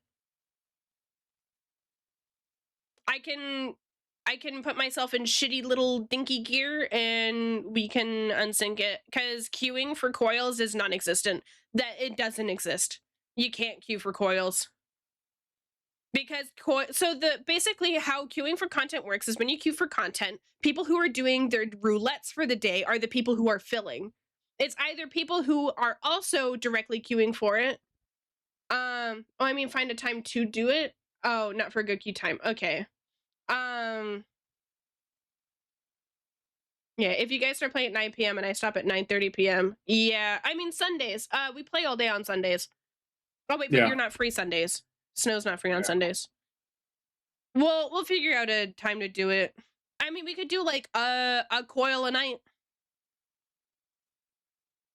Yeah, Yeah, we'll cuz definitely unsync coils and I'll just put myself in like level 80 gear or something so that we're not like we'll still be instant killing, but not as fast. No, we'll just unsync it normally. We'll just murder shit. yeah, it's just gonna it's gonna be a thing where it's like, okay, am I too busy that day? No, then we can play for a little bit before our official Final Fantasy time, and then Yeah. fuck around.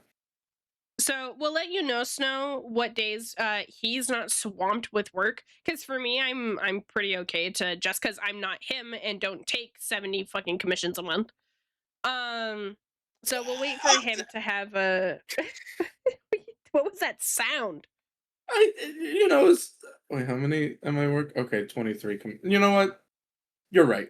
I take a lot of work. No, it's not. It's not good content, honey. I wanna be right where you are. Yeah, no. So coils are like such a unique piece of content because yeah, it's at extreme level difficulty and it's not part of the daily roulette queue. So yeah, I also because I've only done the first coil, like the very first duty. I haven't done past that because I just never could fucking find the time to do it. Nor did I care. But I'll definitely watch it with you guys.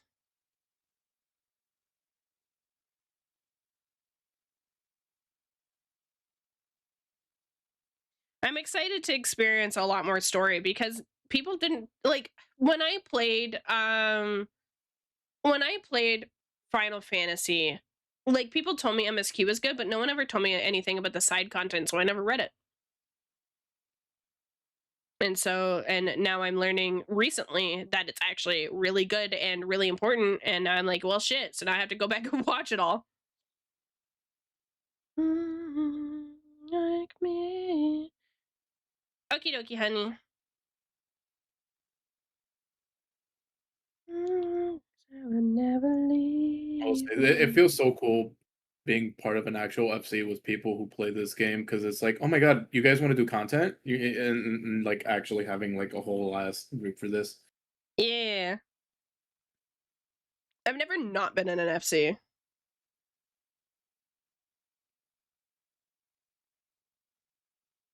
I joined an FC when I was a sprout because I wanted to dye my chocobo and found out that you had to use the stables, and to have access to stables, you either had to have an apartment or be in an FC with the stables.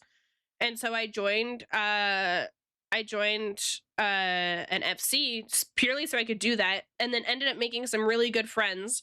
Then found out that the FC leader hated me. So I left and made my own FC as a sprout. I still was a little baby. I had only been playing for a month. Made the FC. I had 12 people from that FC follow me because they were like, what the like it was a whole drama thing, and they all left her to be in my FC. And then that's how I made all my friends. And then yeah, and then I've always run my FCs. I've only been in a couple FCs that were run by other people. I've always just been an FC leader. Coils is in such a weird area because it got a big story stuff and one of the worst forms of content in the game. No, it's not manatee. It's Mudang, the hippo, the baby hippo from China. I believe it's China or Thailand. One dumb. What? One dumb. One of them. Oh, thought you were telling me where the hippo was from. No. Yeah, one of I those. was like, what? Sorry. I'm being stupid. Continue. But yeah, he's drawing Mudang because he's doing a commission for Chibidoki. I got commissioned by Chibidoki. You got commissioned by Chibidoki. You kind of look like a manatee. Well, kind of relevant. Hell yeah. I love manatees. Oh my god, Mudang looks fantastic.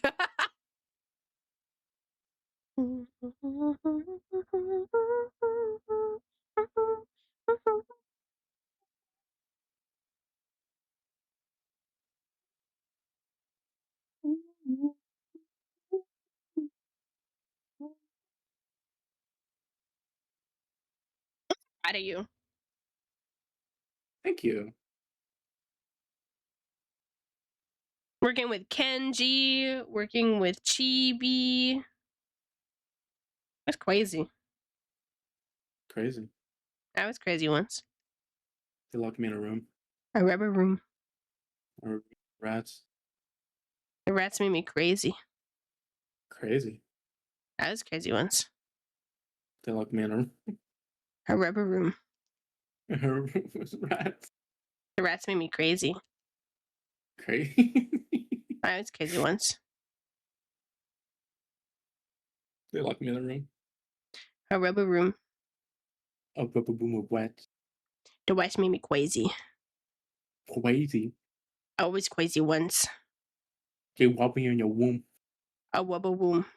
A wubba boom of wax. Another one. Oh my goodness. Another one. A Another wubba boom. one. You just had one. Now you get two. Yeah. This one's from Eyes. A rubber womb. Yeah, that's, you know how like women peg? It's the reverse. I was not ready for that. A rubber womb is so that yeah, you know, finish the rest yourself.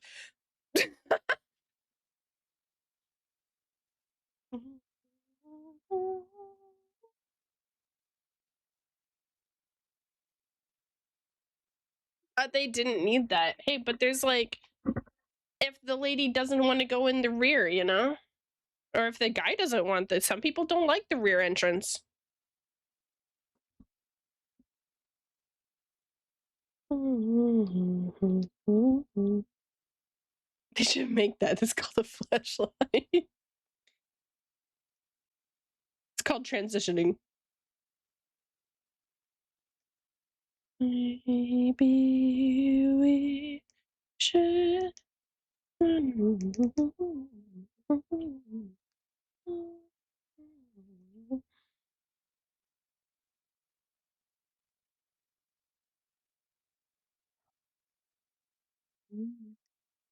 Some people don't like the butt. Imagine transitioning just because you don't want to up the butt.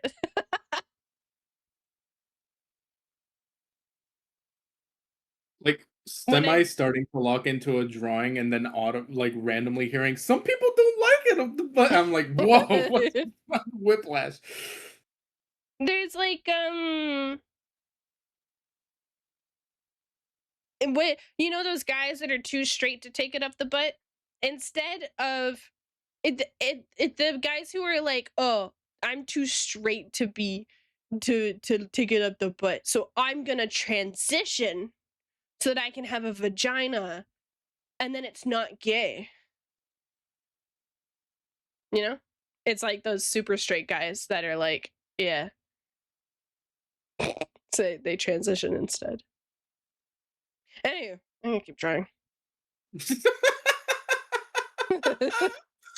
Jesus fucking Christ, this conversation. Exactly, they'd still be straight. They wouldn't be gay. They're like, they're so against being gay themselves that they transition.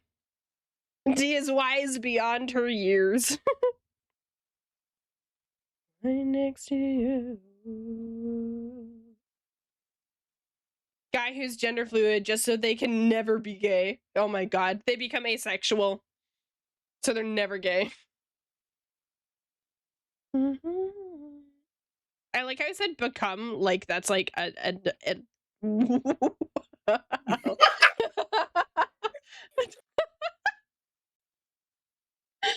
That was crazy. Wow. What's my gender? Up to interpretation, whatever makes you gay. That's literally my relationship with Ale. Yeah. I'm still a virgin because I never lose anything. You're such a winner. You're always a virgin. Jesus. Can we talk about virginity for a second? It's so stupid. Because, like, Yeah. Nothing actually happens. Does that mean that if a woman knows early on that she only likes other women, that she's never, like, when does a lesbian lose their virginity? Like, virginity is just so stupid. It's such a stupid construct that doesn't actually exist. It's just have you had sex or have you not had sex? Have you been sexually intimate? I feel like, I don't know. Because, like, I think that it's really stupid that there's like, oh, you're a virgin until you've either put your dick in something or until you've had a dick in you. Like, no. That doesn't, no. And then there's some guys who think you have to break the hymen for the girl to no longer be a virgin. That's not how that works either. That's not how that works at all. Like, yeah, it can break, but a lot of girls actually have those broken before they even have sex. Horseback riding is a primary one. Yeah, if you like do horseback sports riding, and shit can have that. Yeah, because it tears, because you're moving so much. Yeah.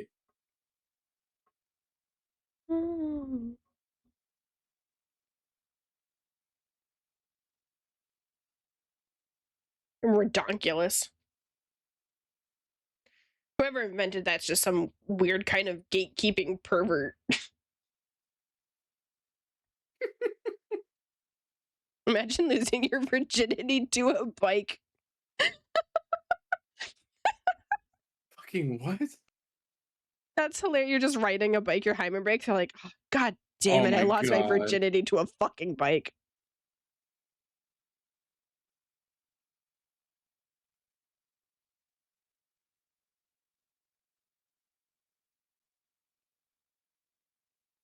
Wait, I was told in high school that women don't even have a hymen, that the bleeding is usually due to lack of prep before entering. That is true. But hymen does exist, I believe, but it's something that breaks when we're really young.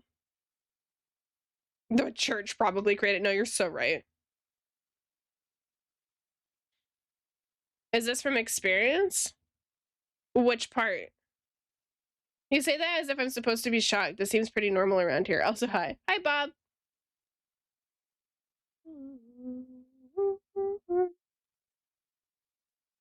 Why is it called hymen and not high woman?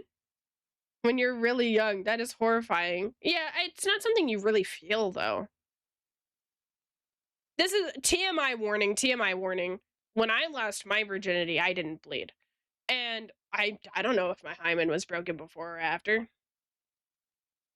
Who knows?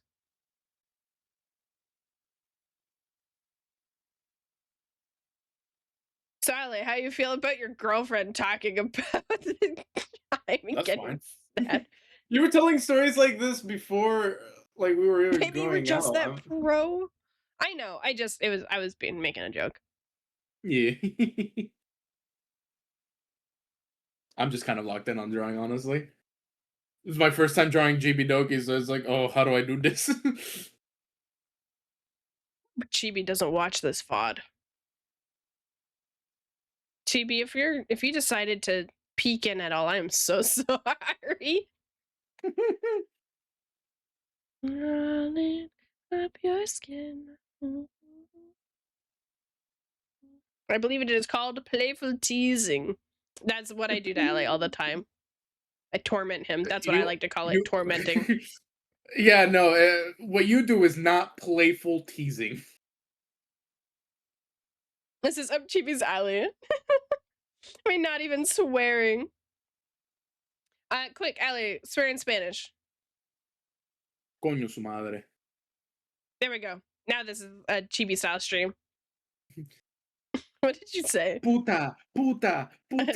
I know puta.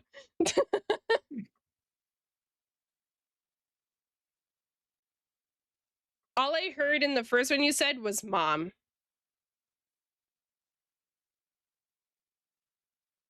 Gasp. What did you say? Now I want to know. What? I've been asking you what you said in Spanish. Oh. I think it means, like, motherfucker. Okay, I figured. I heard mom, Yeah. so I was like, what did you fucking say? Like, fuck your mother or something? I don't think I heard you when you were saying, what did you say? I asked you like 3 times, and you were like, I did hear huh? it. I'm so sorry. Huh? Oh? This is what it's like being with him, by the way. I say something to him, and then he doesn't hear me, doesn't acknowledge me, and then goes off being fucking whimsical somewhere. He acts like he's not in a relationship. Like, he's just fucking around. Wait, that sounds What? really bad out of context. What? I mean, like, What? he forgets I exist a lot and just starts No, he freaking. Yeah, you do. It looks like it.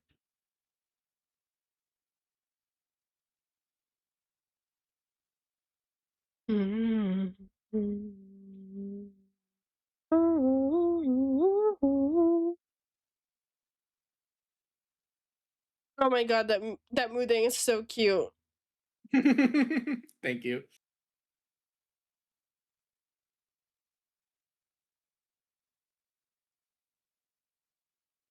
Love your art. Thank you. I love your art. Aw. Gay. Oh, so gay. Oh my god.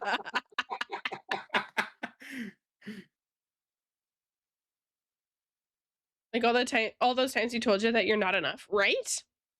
Oh my god, we're not doing this. I'm not enough. He hates me. Nope. Oh shit, what Nope. was it that you said last night? Something about like I didn't say anything. there was something. There was I didn't say something. anything. But I'm too I tired didn't to say anything. remember. Then it must have not been anything crazy. Crazy. I was crazy once. Fall out of bed, I don't know where to go. I lay here instead of my symptoms of sorrow Oh my and dread. fuck. No, I haven't. He asked me how much I weigh when we were hanging out. I did not. Yeah. What the fuck? No, I The didn't. amount of times he called me fat when we were hanging out in person in Toronto. When? You kept talking about me being a big chungus. You call yourself Chungus! And you didn't disagree. I never said that! Yeah, I was there. I was the bed. Oh, yo, Chris. I'm so sorry. I'm so sorry, Croissant, for everything you witnessed. Yes! Holy shit. The bed, you know, Eyes, you missed some You missed a bit. stuff. You'll have to rewatch the beginning of the VOD. We shared a story from our Airbnb experience. So they cracked Croissant. The lore deepens. Oh, She's our third. I'll never physically recover, but I'll be okay.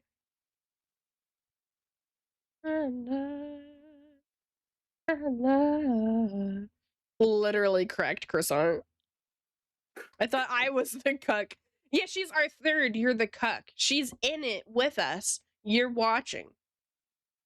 Yeah, Honey's the chair. Honey's the cuck chair. Snow's the cuck. And then we got Croissant as the bed. What kind of fucking game of house is this? I hate everything about this situation. I got 3 of a kind. Honey likes to watch. Honey likes to hold those who watch. Oh she my wants god. she wants Snow to sit on her. Oh my god.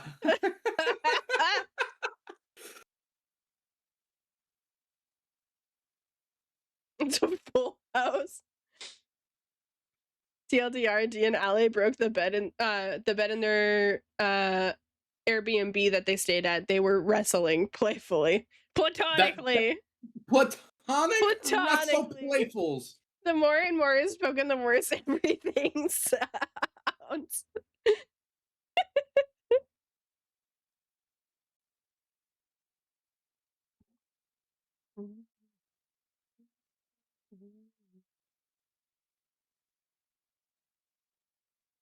Whatever you say, buddy. Yeah, no. Trust me, every sort of truth we tell about the story of the bed, it sounds like a euphemism. So, yeah, we were fucking. We fucked and we broke the bed.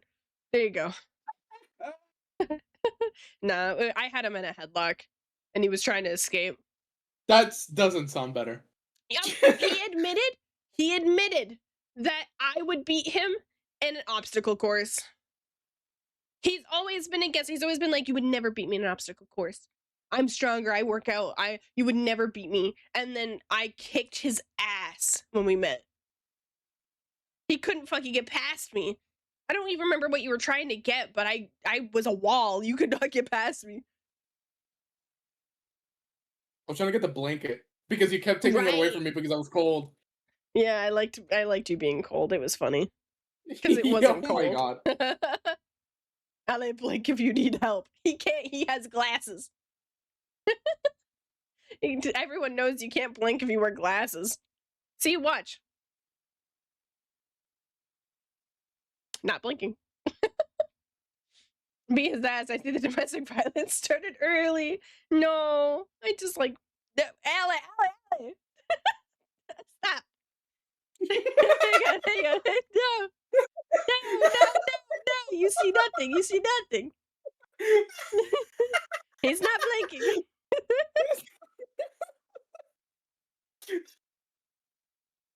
See? Nothing. There's nothing there.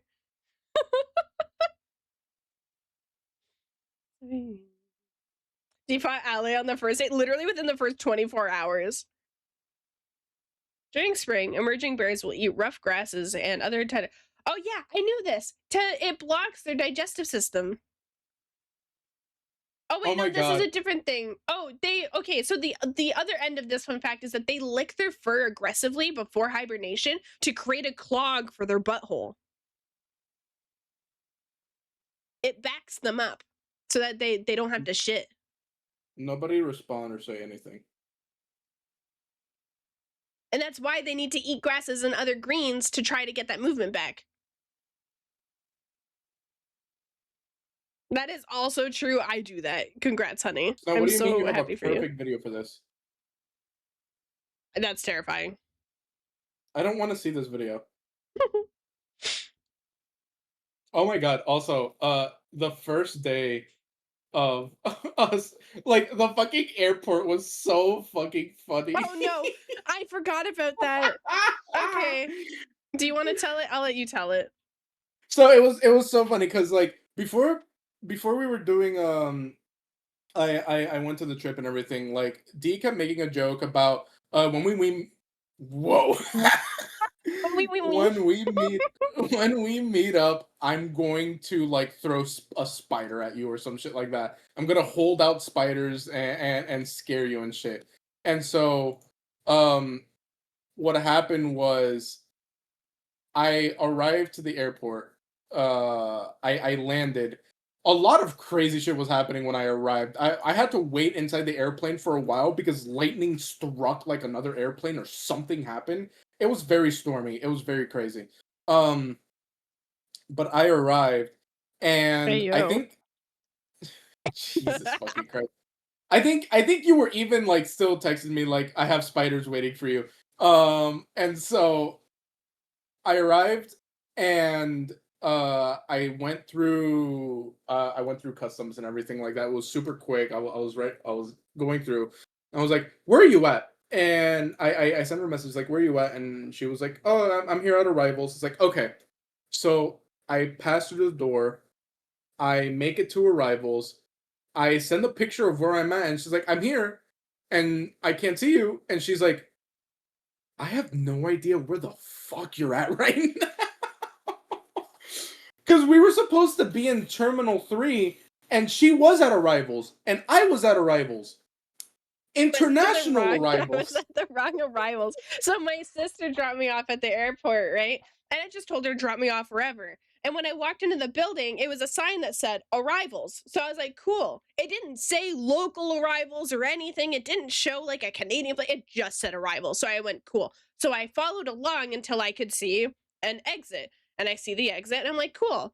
And I'm kind of standing there and I'm like, I even thought to myself, I was like, watch this be the wrong one. But I was like, no, this should be fine. Like, it says arrivals. It doesn't say anything about, like, it being a specific arrival thing. But I will say that the few times that I've been to the airport and picked someone up at the arrivals, it was never this gate. So I was a little confused on why it was different, but I figured because maybe he's coming from Florida that it just is a different gate that I'm used to. And so I'm standing there waiting, and then I get the message that I was dreading, where are you? And I'm like, God damn it. And then I look and I walk a little bit further down the hallway and see international arrivals. And I'm like, God fucking damn it. So I'm walking. He's laughing his ass off at me as I'm walking towards him. And I had this whole bit I was going to do where when I saw him, I was going to hold out my hand with something in it and pretend there were spiders in my hand. And I was going to drop it on him. But I didn't get to do that because I was on the wrong fucking end of the airport. So yeah. Very fun. It was a fun weekend though. Like the amount of stories we got from that weekend and just like hanging out in general. Oh, I tried tongue hulu. For anyone who doesn't know, that's like a Chinese treat where it's fresh fruit covered in like crystallized sugar, and then Oh, like so good. I got sour green grapes. So they took a bunch of those jumbo green grapes that are super crunchy, covered it in the sugar, and then they rolled it in a sour crystal.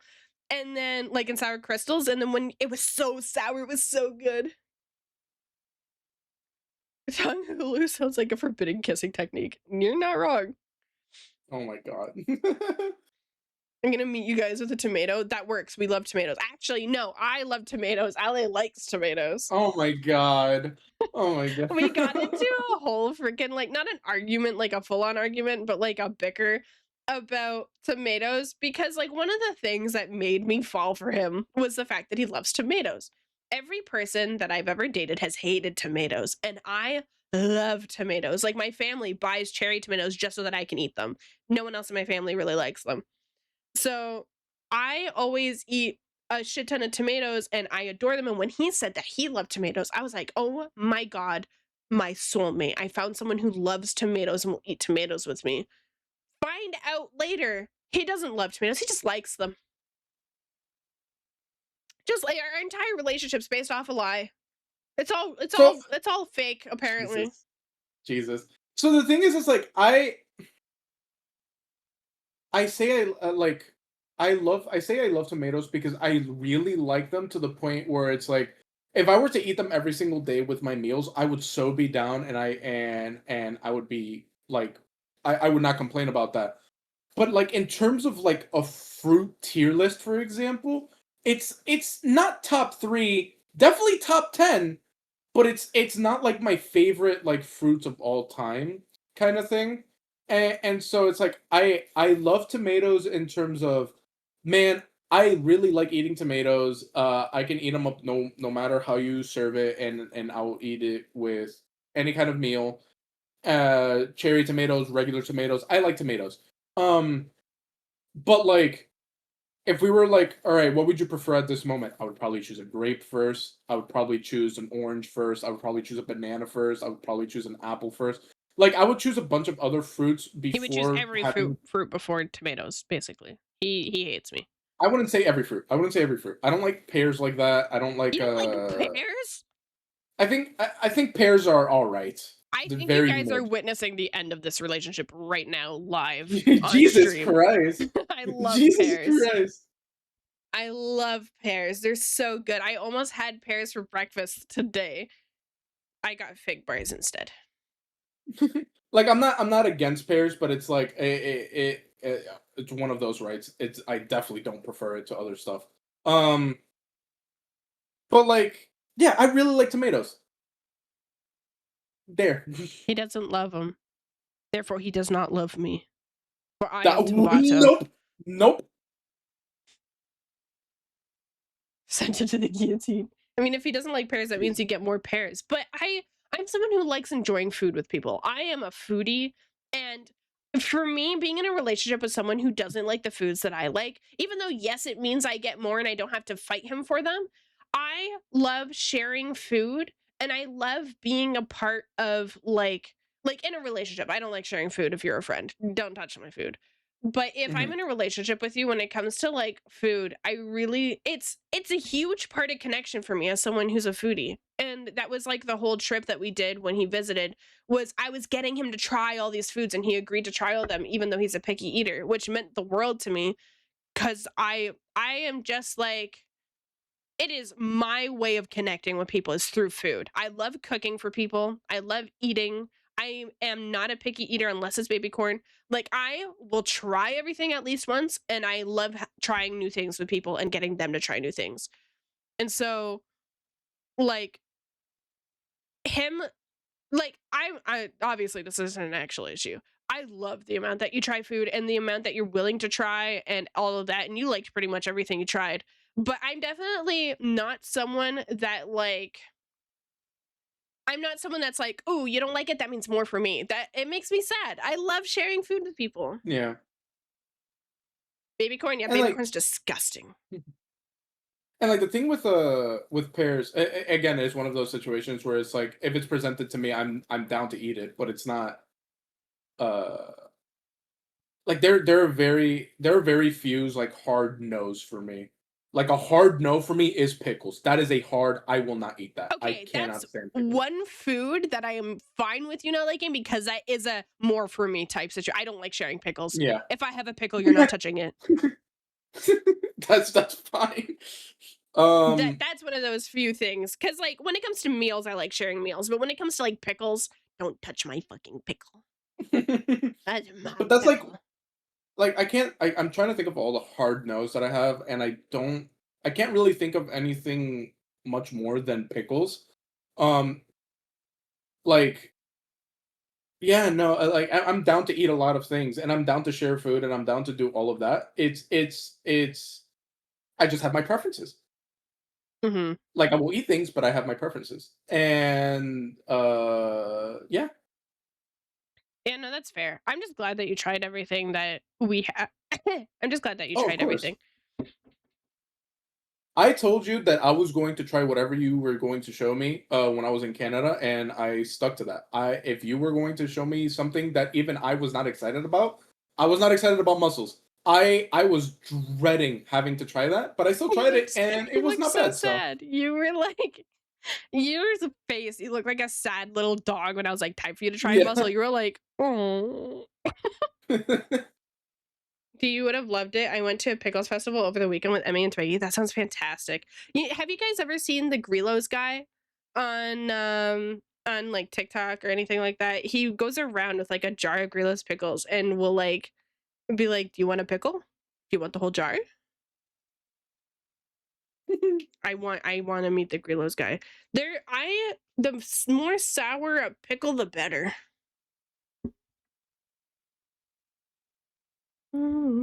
Anybody else?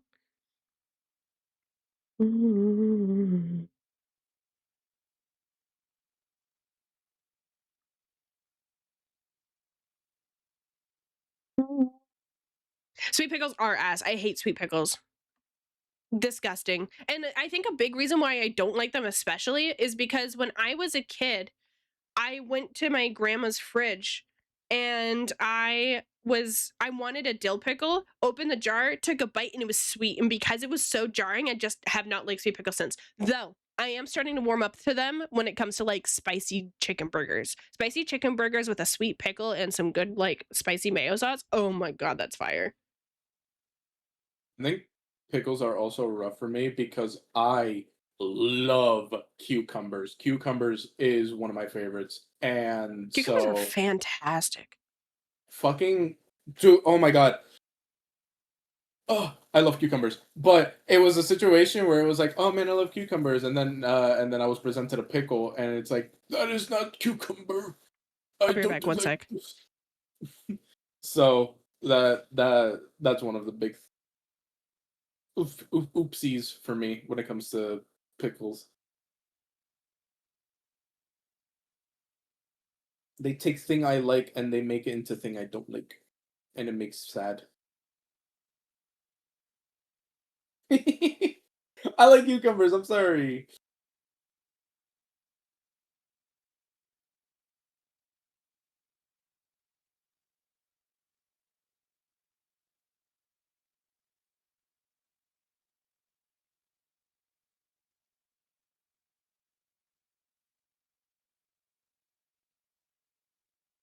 Jesus Christ, Caleb.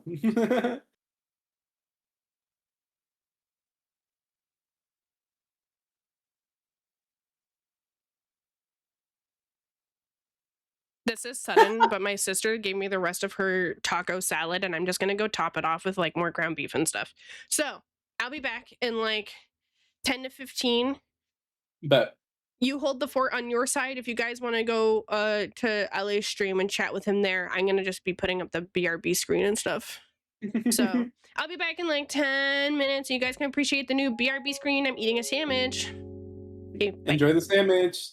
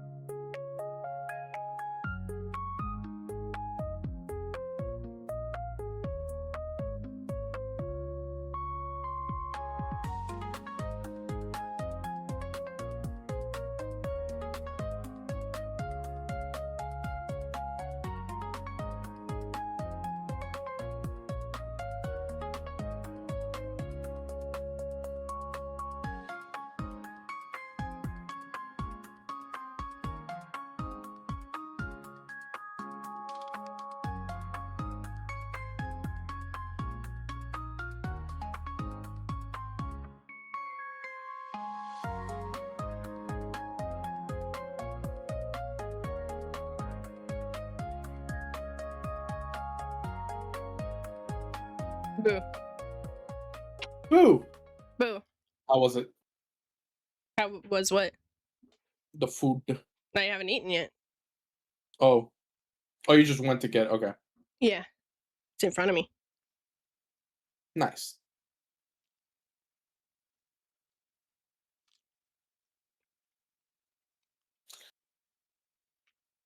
Who's my favorite Scion?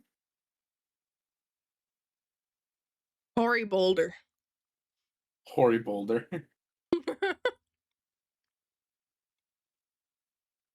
I don't think he's allowed to answer that. I'm With not Snow allowed to being answer here. that. Nah, Yeah, no. he can't answer that in front of Snow.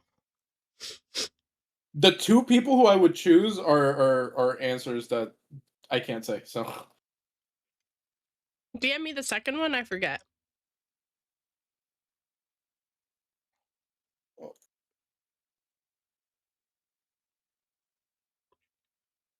Oh.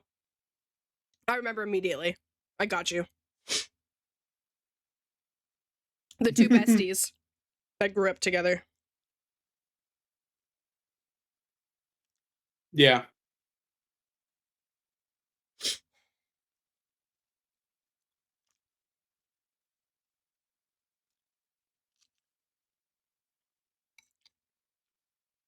Marinth, you'll understand this. He likes the burger guy and the clover earring. Yeah.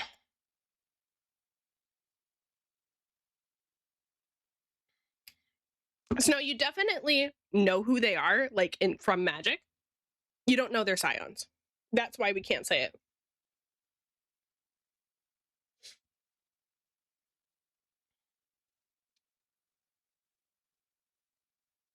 Honey, you know one of them. You know both of them, honey. You just don't Yeah. know them by those terms. Those terms are Endwalker terms.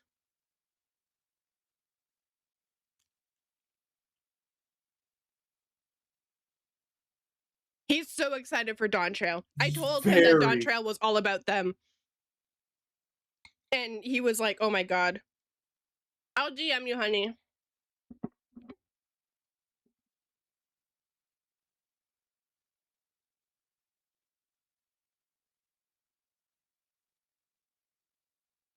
I DM'd you.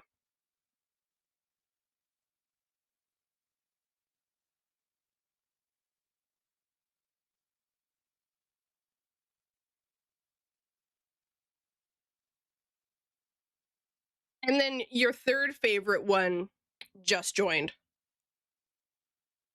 Yeah. Yeah. But that's a spoiler for honey as well. Yeah.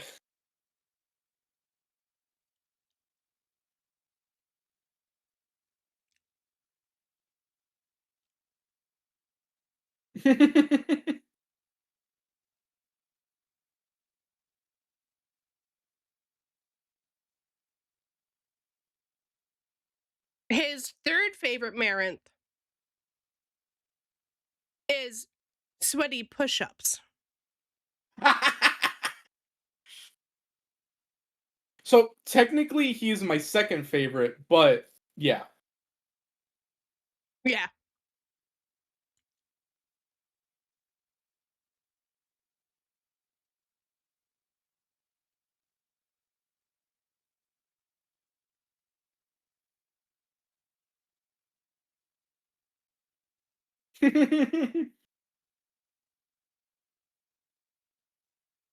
No, Marin, D can tell you. When we were playing through the game, I would always have a reaction when they were on screen. So It was fantastic. As someone who never really understood the hype for this character, watching it through Ale's eyes, they've jumped up on my list. They've gone from someone I don't really care about to someone that I kind of also fangirl over.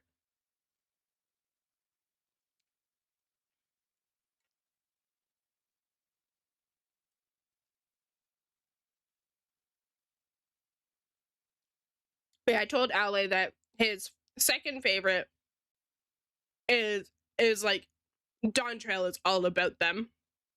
and Yeah. their lore. And it is a lot. It's not even like a little bit. It's not like a, whoa, you learn a little bit of where they're from.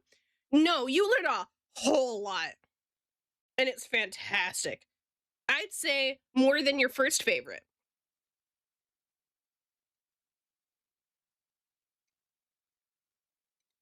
She might become tied for first, honestly. She's really up there for me.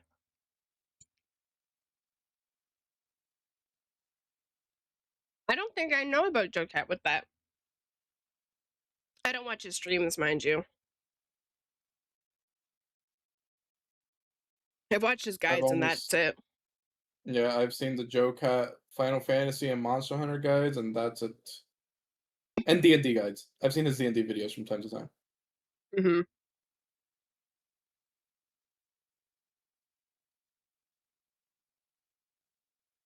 The crack guides are fantastic. He did a compilation of it. Okay. I'll have to send it to me so I can watch.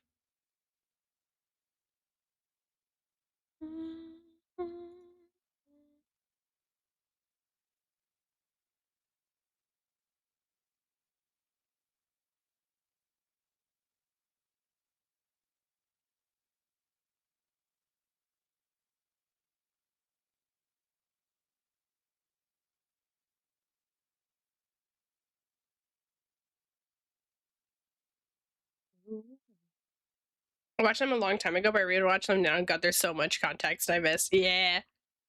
You want me to send you things over Discord while you stream? Oh my. I'll check it after. Jesus. Okay, I said that I was gonna do this when you did come Go piss, back, but I girl. really gotta. Yeah, I gotta piss. BRB. Yeah, I saw the messages.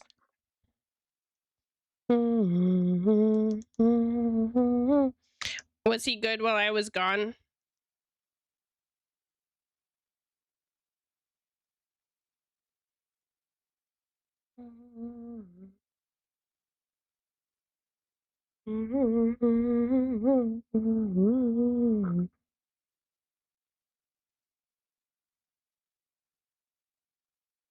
He said so many slurs right into the mic. Oh my God. Of course he would. That's like his favorite thing to do. I keep telling him he can't do that. I had a serious talk with him that he can't be doing that, especially on stream.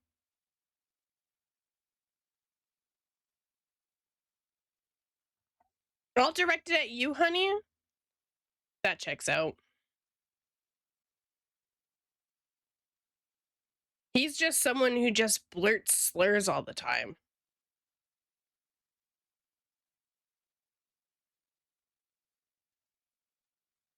I just know that he's like panicking back over. Or he's rolling his eyes. And now he's smiling. Stop smiling, Ale.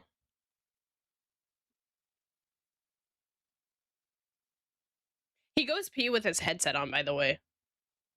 For those who didn't know. Isn't it gross?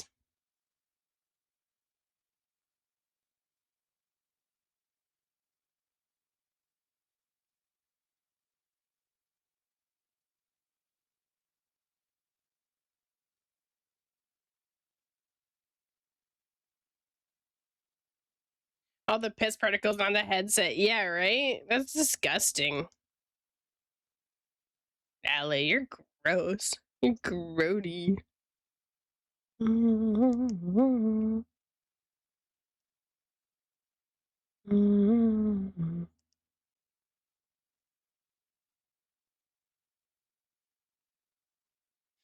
Yes. Do you do it too, Bob? Honestly, I believe it because you wash your glasses with soap and water.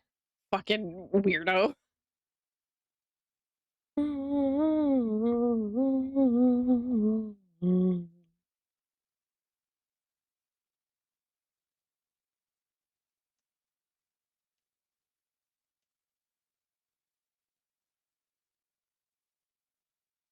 So a few things. First off, I heard all of that, and I hate all of you.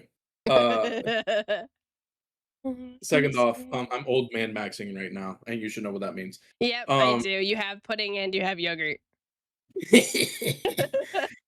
So this man over here, he eats pudding and yogurt at the same time. And that's what a fucking like 90-year-old elderly patient at a nursing home eats. Like, for me, if I have a yogurt, it's usually just yogurt or a yogurt and a granola bar. But a yogurt and a pudding, that's literally you're in a retirement home.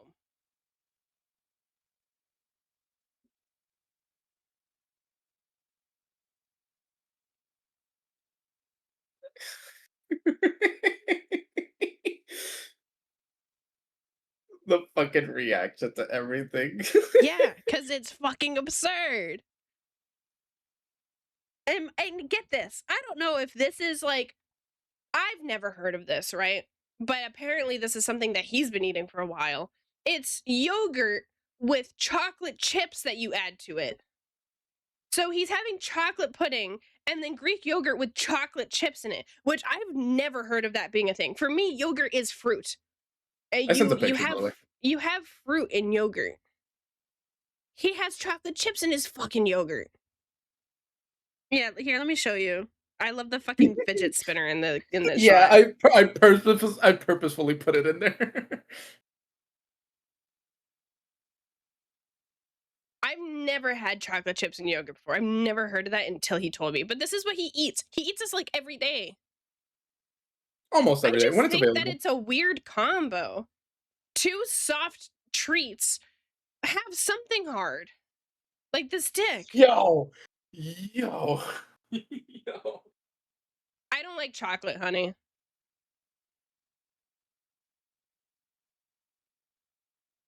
You guys are crazy. This looks disgusting to me. But mind you, I don't like chocolate. Hey, croissant gets it, honey. Yo, all of them get it. Every single one of them get it. Let's go. That's awesome.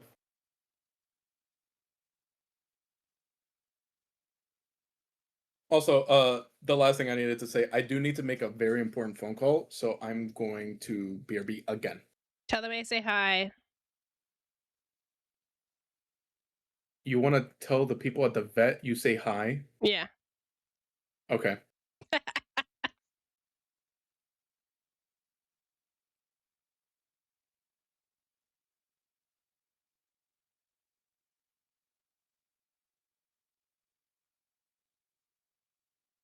The rest of them say hi as well. Tell the vet specifically that Diamari's streaming community says hello. I'm not gonna say that. He hates us. He wants us dead. No, he don't. Shut the fuck up. Stop coming back.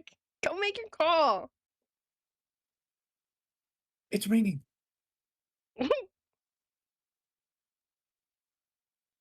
Ali, you can go to a doctor instead. You're too good for a vet. Yeah, Ali, did you know that you could go to the doctors? You don't need to go to the vet.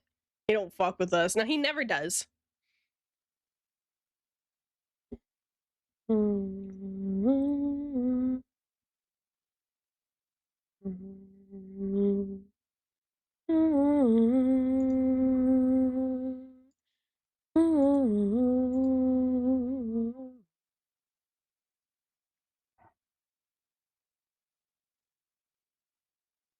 Dude, okay, so I made my Final Fantasy Twitter literally like maybe 30 hours ago. I don't know. I guess we're approaching like the 48-hour mark. But I made it 2 days ago, right? I already have 100 followers. I have 99. I'm about to hit 100 followers. That's crazy. That drawing I did of Yura really popped off, the doodles. This thing, Red, is kicking my ass. Can I be the 100th? You could follow, but I will say that I am not holding back on spoilers on that account. I will be sharing, because there's more MSQ coming out next week. And so the Final Fantasy community has a rule within Twitter, especially, at least in North America. When a patch comes out on a Tuesday, For 1 week, we don't talk about it, but on the following Tuesday, 1 week after the MSQ comes out, it is a free-for-all. And I will be a part of that. I mean, the doodles are amazing, so not a shocker. Thanks. Yeah, they did numbers on them. I'm back. Hi. Yeah, No, I didn't say hi for you guys. Damn. The rule is a community thing. EU does it too. Fantastic. Yeah. So, not next week, but the week after, I am going to be rambling on Twitter about everything. And the whole reason why I made it, well, there's a few. One, there's a lot of doodles that I've been doing of my character that I don't feel are deserving of posting on my official account, and I feel like it's taking away from like all the client stuff that I do. So I wanted to make a Final Fantasy account also because I really like G-posing, and it's a really good way for me to just have a space to kind of ramble about Final Fantasy without it taking over my community entirely. And so I decided to make the Final Fantasy account, and it's honestly been great because I've been posting the pictures of like Ali getting through MSQ, and I just get to scream into the void about random Final Fantasy shit without worrying about it tanking my viewership on my main account.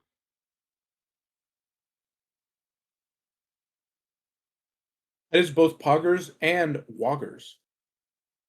Cancelled. Stop slurring on stream, Ali. What the fuck? That is offensive to the Poggers Woggers community. Also, I will say, yes, I was rolling my eyes with that entire thing happening when I was in the restroom. Did you smile after I said, I was smiling beforehand, and then I rolled my eyes, and then I smiled again after you said that, so yes. What's he gonna say next? 6'7"? Marin, you can't say that.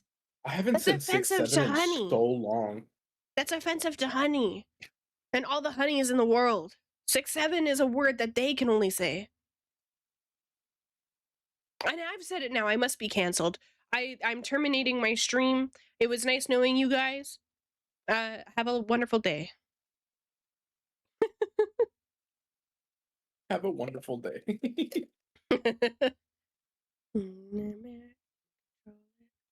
Oh, why line art take so long? Honestly, yeah, real. Wish you better luck in the next life, dude. Thanks. I'm coming back as a turtle.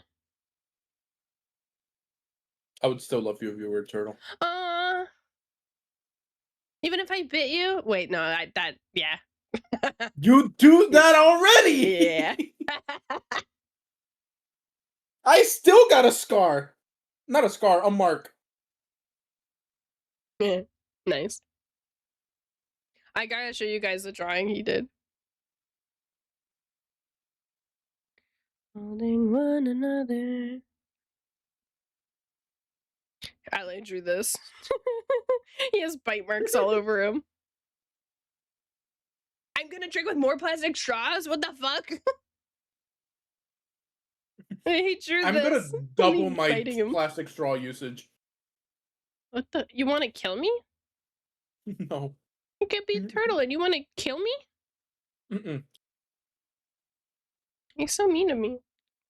Isn't it cute? It's adorable. He's done a lot of doodles actually, of us that he hasn't posted or shared anywhere. He did this one. I think the context was that the easiest way to like win a girl over is to give her cheese. Yeah. And then he did this one yesterday. Because I convinced him to do Spotify jams with me and listen to music with me, and he was feeling really gay because of it, so he drew us listening to music and doodling together.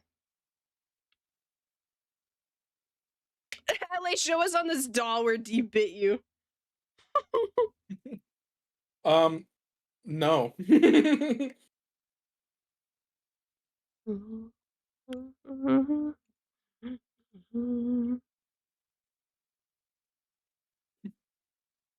It was after. That's why he did it. I had forwarded it to Ale, and then he drew it. Because I was like, I also Ale, want to this show is this so one because it true. was also really cute. That is really, really cute. Me riding on your head. Oh wait, I'm canceling myself. I'm never saying sentences again. I can't say shit. I just make it worse every time. Whoops. That's a gay doodle. These are adorable, Ellie, and a great way to immortalize those moments between you two. That is just duh. Yeah, he's so fucking sweet. He draws us more than I do, but when I draw us, it's usually like fucking wait, Yeah. no, wait. Yeah. No.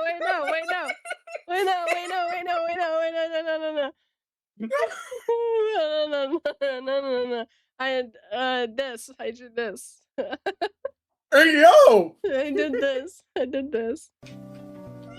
Thank you, eyes.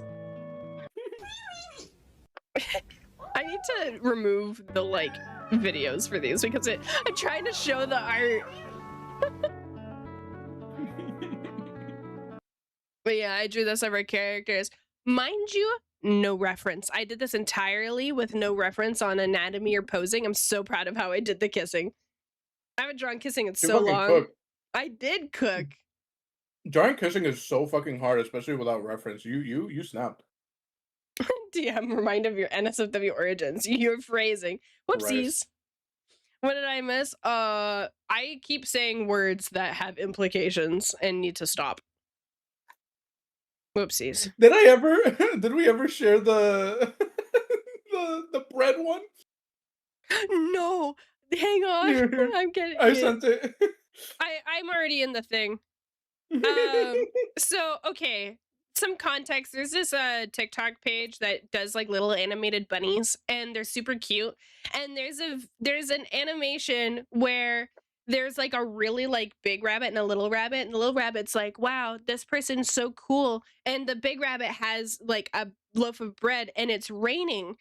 And to keep the bread dry, he puts it in his mouth to keep it dry. And the little rabbit is so like amazed by this and is like trying to be strong like him. And so I sent it to Ali and he drew this. It's literally a recreation of the scene of keeping the bread dry in the mouth from the bread. And just the little guy like, whoa. I love this so much. It's so fucking funny.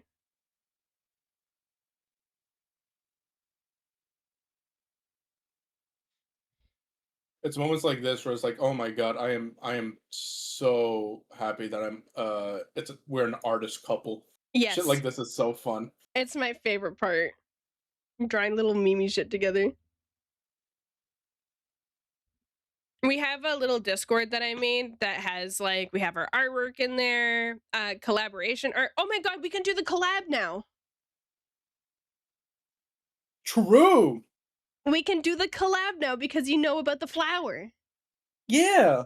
Hell yeah. We have like a watch list of a bunch of things we want to watch. Minecraft, so we have like our coordinates and stuff noted down for our like co-op Minecraft run. And then Final Fantasy, where we've been taking pictures together every time he starts and finishes a patch. Or not a patch, an expansion. So we have like pictures from all the way when he was in like a Realm Reborn and everything. Like, hang on, we gotta go and look at this. Look at you being a little beginner. Yeah. Back when we were both Lalas. Yeah. And then we have all our wedding pictures. And yeah, I took like, there's like a bunch from Heavensward, and then we didn't take any in Stormblood, actually. Stormblood flew by. Stormblood, we locked in and fucking blasted through that entire expansion in a week. That was the fastest expansion. It's the shortest expansion. Because right after the Heavensward pictures, it's immediately into Shadowbringers. We didn't even get any pictures in Stormblood. We did Shadowbringers, and then I got pictures of us in Endwalker, and now we got our first picture for Dawn Trail. Heads up, not really spoiler warning, but zone spoiler warning. If you don't want to see what Dawn Trail zones look like, then close your eyes in 3, 2, 1. This is him in Tuliolal. He just got there last night at 4 in the morning. And he no longer has his sprout. He's sproutless. He's been plucked. We do have a picture from Stormblood. One single picture that I guess was just never posted there. Oh? It was when I made it to the first Aether. Oh my god, yeah. Yeah. Right here. I was That's a trying to take a shitty picture and picture. you were like yeah, I was trying to take a picture and you were like photo bombing and shit. Because this was this is the original one. And then I cropped Right, it. right, right. Okay, so we do have a picture from Stormblood.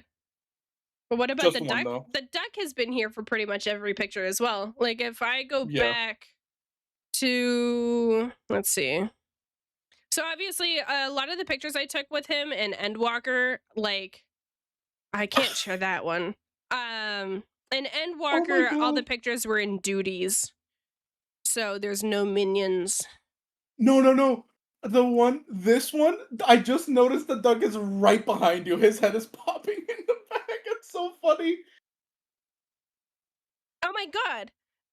Yeah, I never Okay. noticed. This is going to be a quest spoiler. Close your, basically Snow look away. And Honey look away if you don't want a quest spoiler. It is a Lulu, thank silly you for the quest. follow. I'm gonna give a good 5-second countdown because this is really fun if you don't know about it, but it's also not like a huge deal if you do know about it. 5, 4, 3, 2, 1. You can see the duck in the background here. I never noticed until I I never opened up the noticed either. picture. This is my favorite quest from Endwalker. Like that isn't the really cool stuff later. This quest makes me giggle so much. Hello, Skull. Welcome in. It was a very funny quest. It's so cute. God, yeah, no, the duck is just like in almost every single I got you the fucking. deck like the first day that we started playing together. I would, because I like Yep, gifting minions, and you said you liked ducks, so I got you the duck minion, and he's had it ever since. He's never gotten rid of the duck. it's my favorite. It's my favorite minion. I love that duck. I gotta draw your character holding the duck. Maybe feeding him the squapes. It's so funny because it's like I already like ducks as is. One of the main reasons I like ducks so much is because in my neighborhood there's so many ducks. There's like a huge ass pond near my house. And so the ducks come here and there from that pond. But I would like wake up in the morning and like like back even in like high school and middle school and shit, like walking to the bus stop and I would see the ducks walking around on the streets and shit. Or like whenever I'm driving around, I see like the family of ducks and they have the little ducklings and stuff, and it's so cute. And I love ducks. And that helps a lot.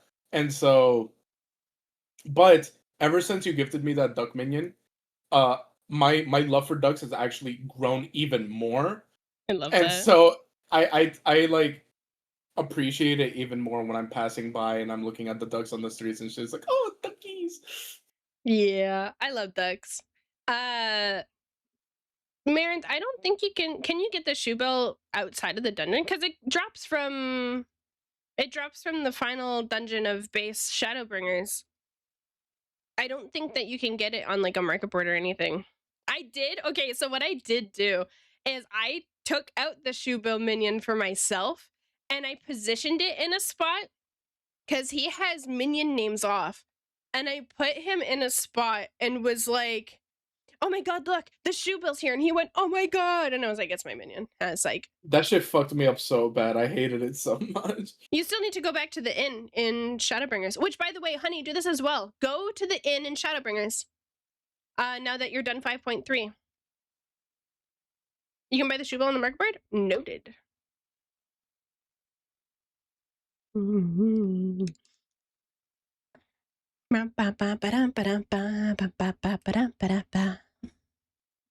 In the room? Yeah. You want to go to the Pendants, the inn in Crystarium, and enjoy. Just give a good look around.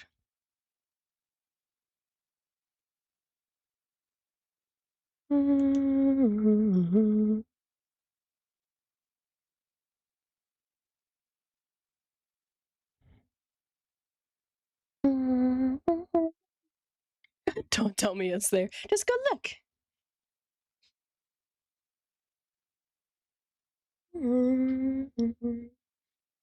Yeah. I Final can Fantasy has been first. a fucking spectacular experience through and It's through. fantastic. I've been having so much fucking fun playing that game. Partly because the game itself is actually really good, partly because I'm playing with an amazing girlfriend who makes the experience even better. As opposed to your non-amazing girlfriend? I'm not doing this.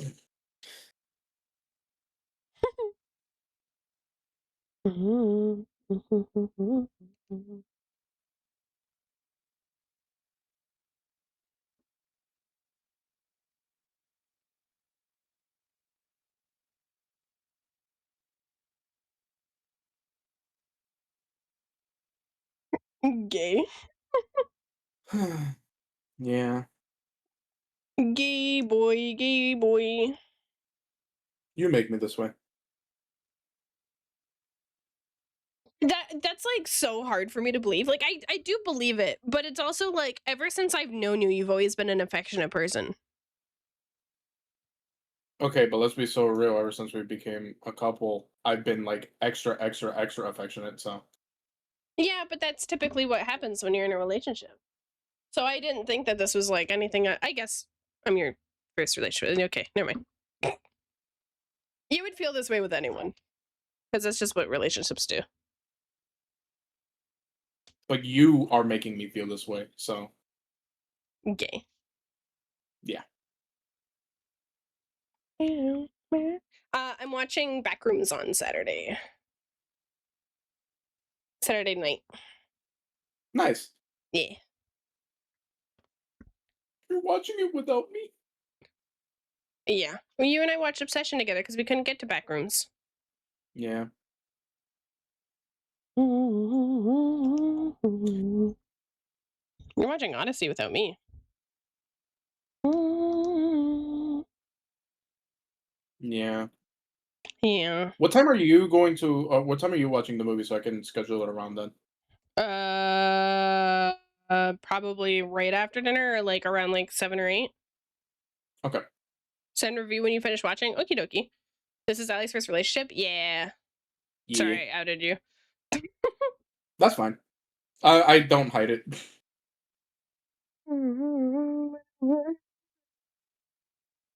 What if D sneaks her phone in and streams the movie over Discord?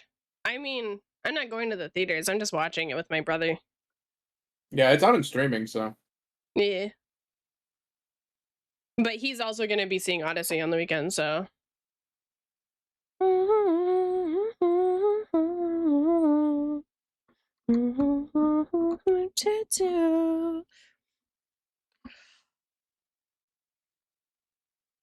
3 days and we hit 3 months. I know. I'm so excited. What if D sneaks her phone in? Jesus Christ.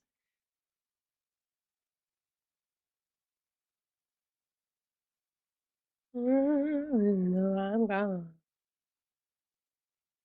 I got a little bit of a fog in my brain. Why? I'm gonna go get an energy drink. I'll be back. Okay.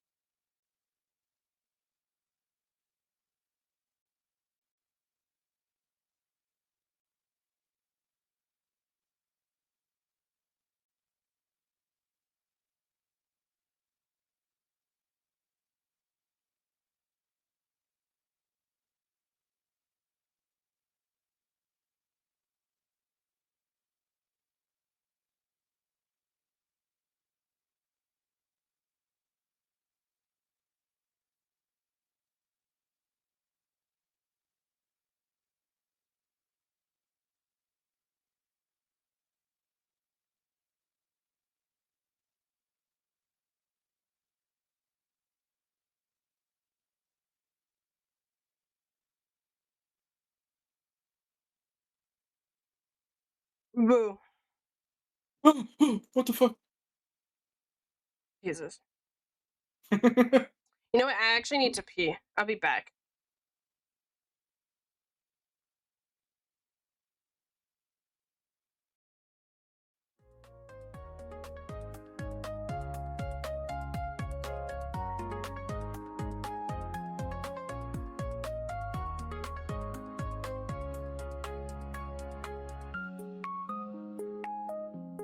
So, Ali, big dog, Ali, have you ever tired the cucumber salad from TikTok?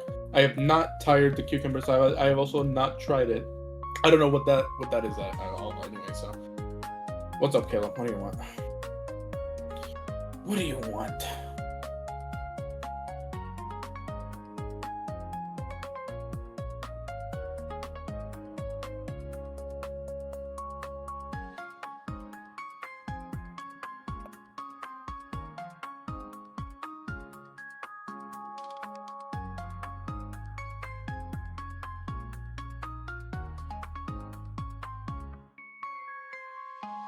Favorite thing about D after meeting her IRL? So very funny thing about D IRL is that one of the things she was afraid of is not knowing how affectionate or touchy-feely. Because I'm a touchy-feely kind of person. My love language is touch. And so I like cuddling and I like hugging and I like all that kind of stuff. That's the opposite for D. Not as much of a her thing as it is a me thing. So she was afraid it was not going to be. She was afraid she wasn't able to reciprocate that as much as I was going to, like, you know, be like that. And I know it was probably like first time meeting each other, and I know it's probably not gonna always be like that, but oh my god, it was adorable just how touchy-feely and huggy and cuddly she was that entire trip. It was so fucking cute. And I just adored every single moment that we were able to just cuddle with each other and be cute and shit. That was easily one of my favorite things.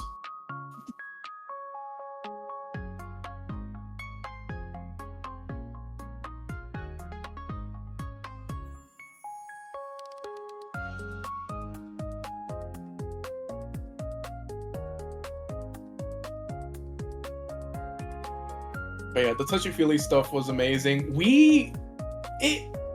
It was like genuinely one of the biggest things with that trip was we didn't know how it was going to be. We were both really scared because it's one thing to have like a really strong connection online. It's another thing to continue that connection when you meet IRL. We didn't know how we were gonna be when it came to like how we presented ourselves IRL and how we went about, you know, being us, and if that was going to connect with each other. And so one of my favorite parts about that entire trip was just how well everything went.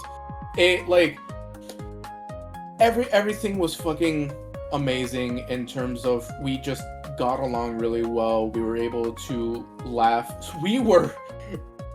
It would be like 2 or 3 a.m. in the morning, and we were scared that we were laughing too hard and like we were gonna wake up other people because we were just having such a good time being in each other's company. And it felt magical. That trip felt magical. Like, I keep joking to her about like, oh man, I really miss like the Canadian food, and I miss like all the places that we went to when we were in Canada. But genuinely the thing I do miss the most is just being able to spend time with her. It was genuinely magical. It was amazing.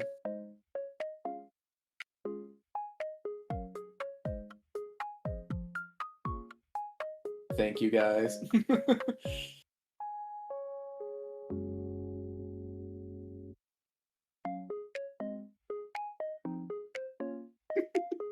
She is sending me DMs right now calling me gay.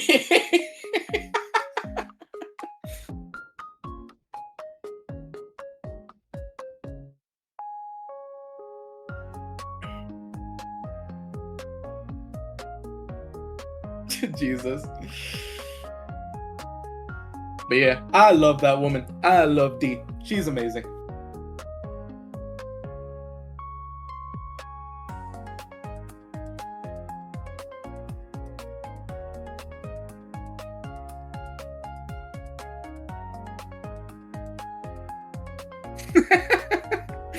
The last 3 messages, decent, gay.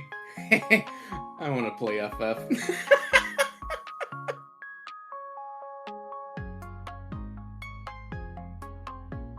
Were your fits fire? I think I dressed pretty alright, minus that voice crack. I think I dressed pretty alright. D said in all caps, yes. White shirts fire. I did wear, like, white shirts from time to time. Crocs were a hit or miss. To be fair, I only wore the Crocs inside the Airbnb except for the very last day because the shoes that I brought, yeah, they're not that bad. The shoes that I brought were destroying my feet. And it got better as the trip went on and I got more used to the shoes. I think they were newer shoes, so I just had to break them in. But oh my god, that, like, literally after that first day, I was struggling to keep walking, so.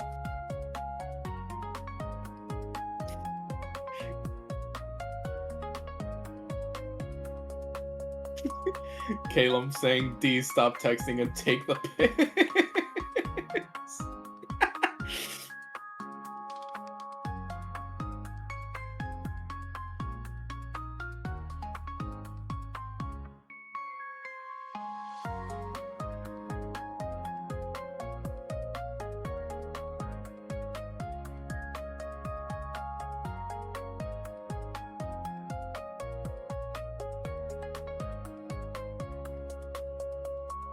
Yeah, because everyone's on your side, D, all the time. She said, I'm shocked no one called me out for also wearing headset in washroom after giving you shit for it.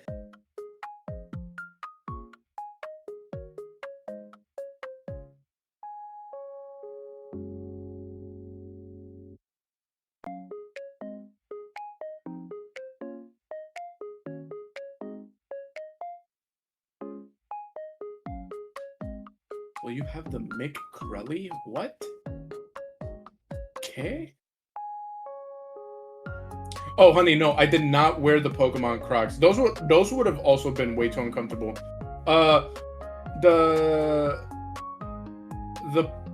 He leaves single. She said no to the Pokemon Crocs, so I didn't bring the Pokemon Crocs. But also, the Pokemon Crocs, the pattern, like the texture inside the actual Crocs themselves are way more uncomfortable compared to my normal Crocs. And so I only wear the Pokemon Crocs on, like, occasion.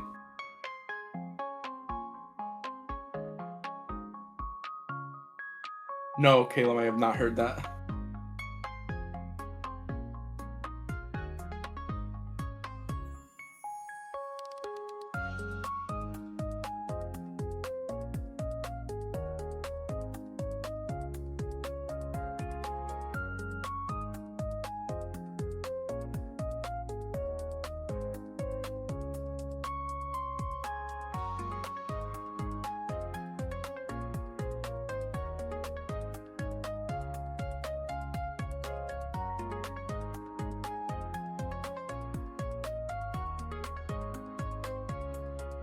Holy shit, okay. 2 large Diet Cokes, that's insane already. 1 double quarter pounder with cheese, no mustard, no ketchup, no pickles. 1 20-piece chicken nuggets, 1 large french fries, 1 mini Oreo McFlurry, and add M&Ms, and 1 large chocolate shake, 2 cookies. What? That's her regular order?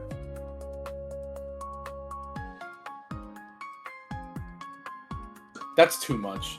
That's way too much. Just having the 2 large Diet Cokes is... So, here's the thing. If I'm getting a shake, or if I get a drink, it's either the shake or the Coke. I'm not getting both a shake and a Coke, and also 2 large... Jesus.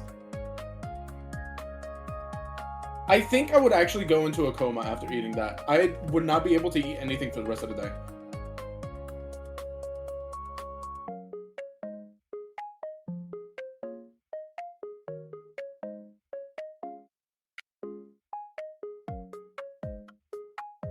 My normal order is 20 nuggets, large fries, and a large Diet Coke. If sometimes I also order the 4-piece chicken strips that they have, or the spicy wraps that they have.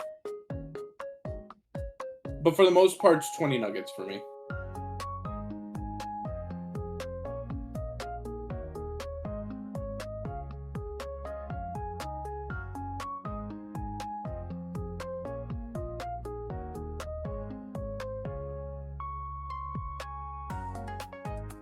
Also, for anybody who remembers, rest in peace to McDonald's Chicken Select. Best chicken they've ever had.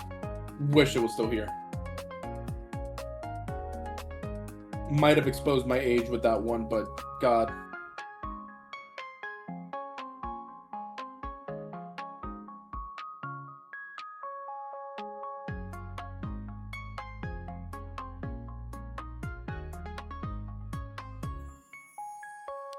Boo. Chicken fillet. Chicken Select, honey. Boo. You're so fucking gay. Yeah. You're adorable.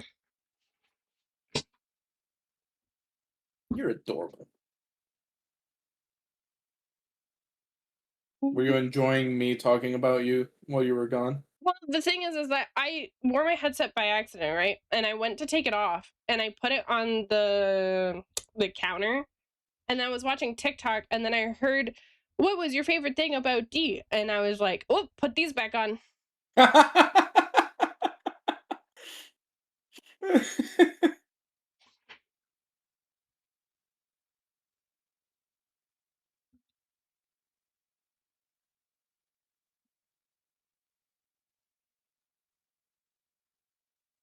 Energy drink. Energy drink. Hello, princess. Hello, princess. Hello, princess. I want to play Final Fantasy. For real. I wish that I could stream it with no issue.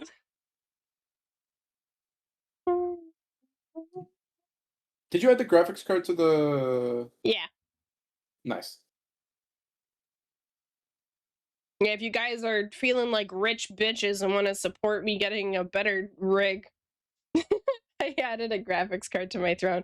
Because it's the last thing that needs to be upgraded on my PC, and every issue I have is graphics card related. It's been an insane bottleneck for her. Yeah. Because I have a 2060 Super at the moment. And yeah, but no, I'm joking. You guys don't need to do anything. I have it there just in case, like, we have another one of those situations where we have a whale come in. Just in case, you know, it's just there. Or if someone wants to throw in like $5.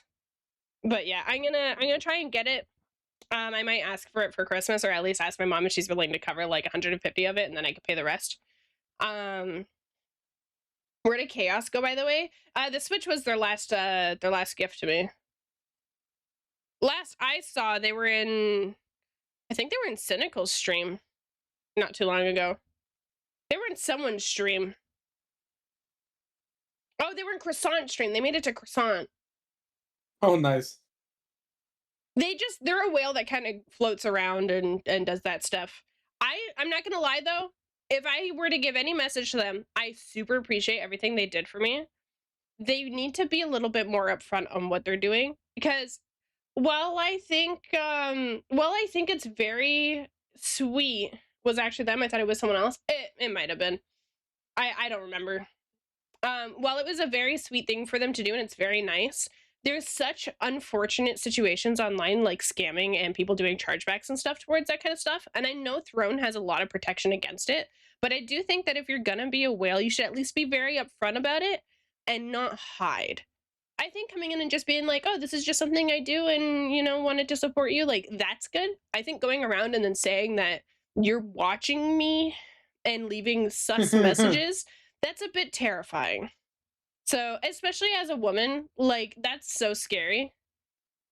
So, like, obviously it's scary for both genders, but with women facing a lot more harassment online and in public situations, it's very terrifying when someone comes in and is like, I'm watching your streams. You and your mom Yeah. thought you had like a stalker at one point We because of that whole legit were situation, really right? worried. Yeah. Yeah. I was very concerned. I was paranoid for like a week because I was really scared that something bad was going to happen. When I got the Switch Yeah, 2, my good mom held an intentions needs to interrogation improve. to make sure everything was fine. Yeah, my Oh, mom geez, too. yeah. Yeah, good intentions needs to work on execution. Yeah. I think that you just need to be really upfront with it. Like, yeah, this is just something I do. I go around and I support people and I wanted to support you. Like that's fine. I think the ominous messages, it's terrifying. There's so many situations of swatting happening on Twitch and like women getting targeted specifically, and it's just I appreciate everything they got me. I'm so grateful for the Switch 2. I'm so grateful for everything. I'm so fucking grateful for the NVMe they got me. It's been a lifesaver, but it does come off very creepy. I remember when all that was happening, you did not sound okay. I was stressed. I was both very excited to be getting these things, but it was one of those things where I was waiting for the bad to happen. Like there was a catch. Yeah.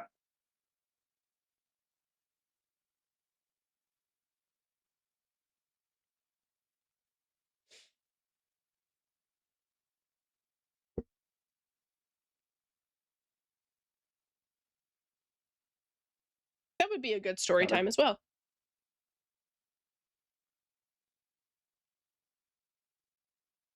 God, maybe I Oh, should. that whole thing?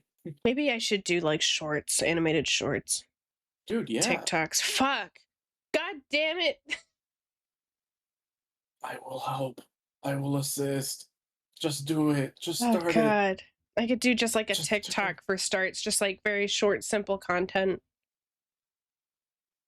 The only thing that really sucks is with TikTok, we don't have the creator program, so I cannot make money. We'll also upload it to YouTube Shorts. Yeah, true. I really hope that they add the creator fund in Canada because it's really unfortunate. There's a lot of really like good creators and they're Canadian, and because of that, they can't make any money off of them doing skits and stuff on TikTok.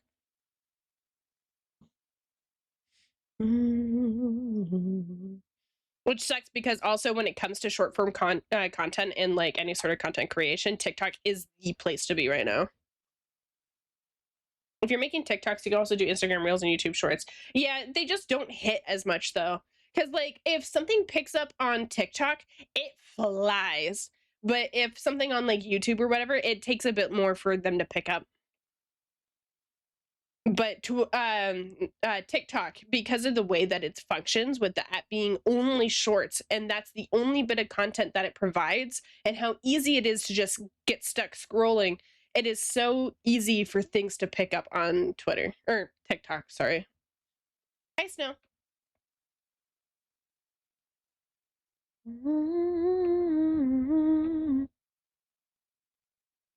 I would love to do short form animations. I don't know much about animating. So I'd probably bug you about that also. Yeah, of course. I know like the standard stuff because I have done animations before, but I'm not good at them. I want to do not anything overly smooth. I kind of like the style that a lot of like early ones have where it's just a bunch of different like pre-done drawings that they just kind of bounce around. Like Pint. I love how Pint does it. Pint just has like pre-done facial expressions and stuff of his character that he just kind of bounces around. That would be the type of content I want to do. Yeah, definitely, but it's just free content of other platforms since you already made it. True. Yeah, Pint is fantastic. I remember when Pint started like coming around because they got really big from Final Fantasy around when Endwalker came out. And I was like, this dude's got fantastic stuff. Also, this whole time, I thought Pint was okay. When Pint first started making content creation, I was like, oh, she's, a trans woman. And then last year, she came out as trans. She was like, oh, I need to tell you guys that I'm trans. And I'm like, wait, this wasn't like information we already knew. I thought that was like open, like that was knowledge that we had already. So when she announced that she was trans last year, I was like, did we all know except for you? Like it was like when Finn, anyone who knows Finn, when she came out as trans, and we were like, Finn, we've known this. Like Finster, for those who might know the longer form username.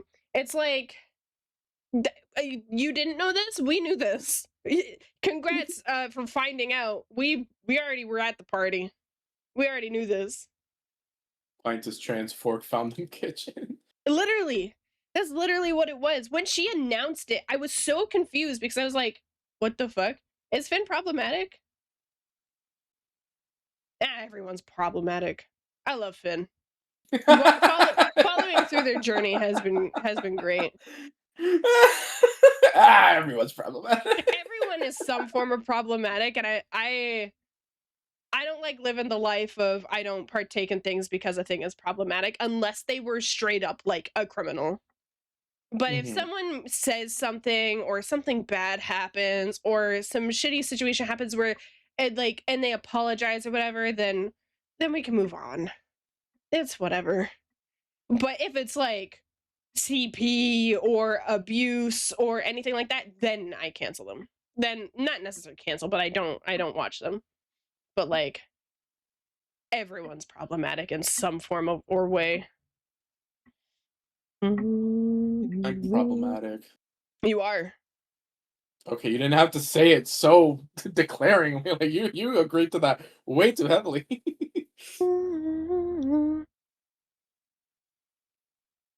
I don't view that as harming people's views of trans people. Maybe because I watch that content, and to me, it's an enjoyment of cross-dressing. The people that do it, they are cross-dressers, and cross-dressers in themselves are within a category, not of trans, but yeah. Anywho, not gonna dwell on that topic too much. I think that for when it comes to things being problematic, unless it is outwardly directly harming someone, like opinions are always going to change. People are definitely like someone could watch me and decide that they hate gingers because I have I'm not actually a ginger naturally right now because as I got older my ginger hair faded into a brown, but I present myself as a ginger, and if I say things that people don't agree with, then they'll start hating gingers, and then that in turn makes me problematic. And it's why it's like when things are problematic, I just I don't care.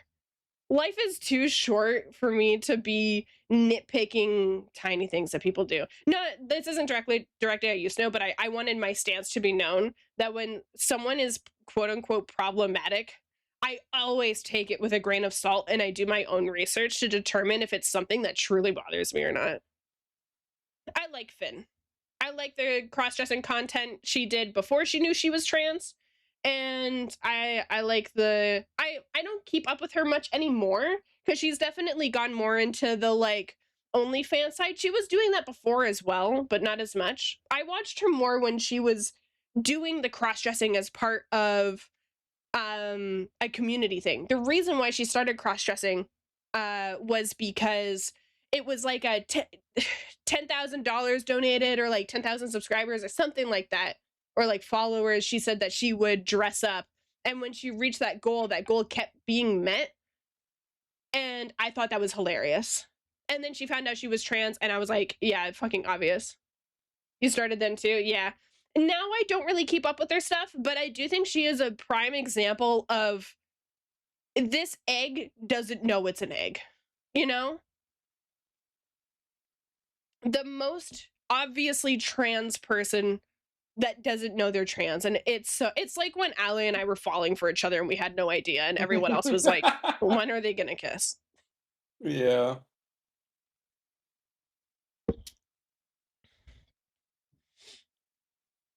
Yeah, the progress is really cool. You're lost here and forever in your soul.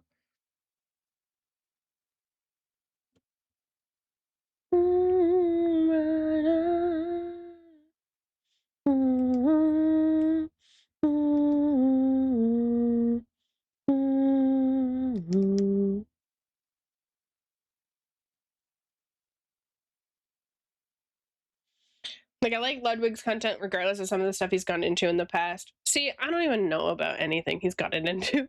That's like, I think a prime example of someone who was incredibly problematic that some people still hate on for something that they did a long time ago, have apologized for, have amended, and have not made the same mistake again is PewDiePie.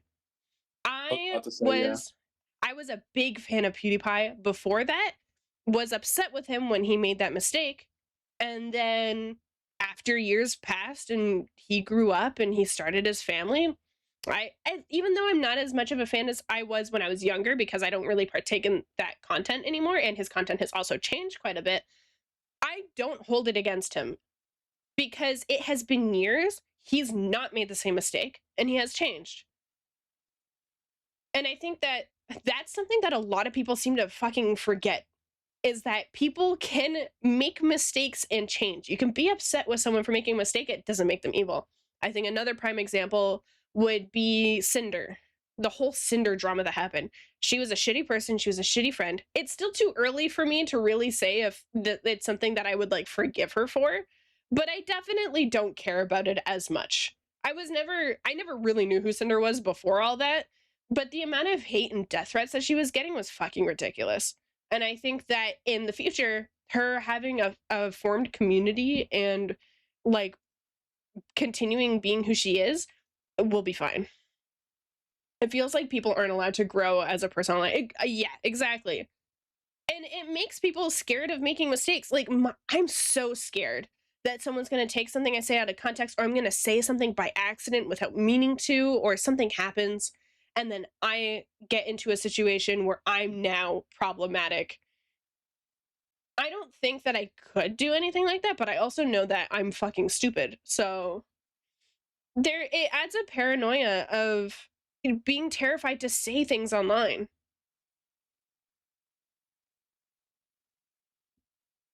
So I think that like the whole like problematic cancel culture and all that shit, it's so fucking annoying. People make mistakes, hold them accountable. Time passes, they get better. Respect that.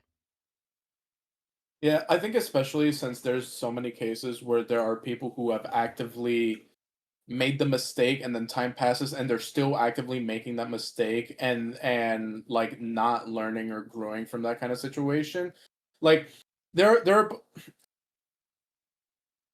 I understand why certain groups of people would still not fuck with PewDiePie even after that entire situation because they totally have the right to still be upset because of that situation. Hmm. That said, um like it he's it there are definitely people like PewDiePie who is like, yeah, I fucked up. I'm sorry, and I've grown, and we move on from that, and that's fine, and that's understandable. If people watch him, people watch him. People don't. That's completely okay. There are so many people who like actively are like, why would you still watch him after this situation that happened almost 10 years ago? By the way, in 10 years so many people change. The person who I was 10 years ago is, oh my, you guys would not fuck with me if I was still the same person from 10 years ago. So many things happen in life, so many experiences uh change how we view things and how we grow and all that kind of stuff. And so it's like if you end up not fucking with someone after a mistake that they made because it's like it's a serious mistake that has like that affects your views and how you like look at things, then it's like all right, that's understandable. uh but like to compare them to like other people who are way more cancelable, who also have done like awful shit in the past, and then still continually do that kind of awful shit. There's so many YouTubers, there's so many content creators who's like, yeah, I fucked up in the past, and I'm still doing that shit, and it's like, and to be held at the same regard as them, that's kind of crazy. That is kind of like wild. Hmm. I agree.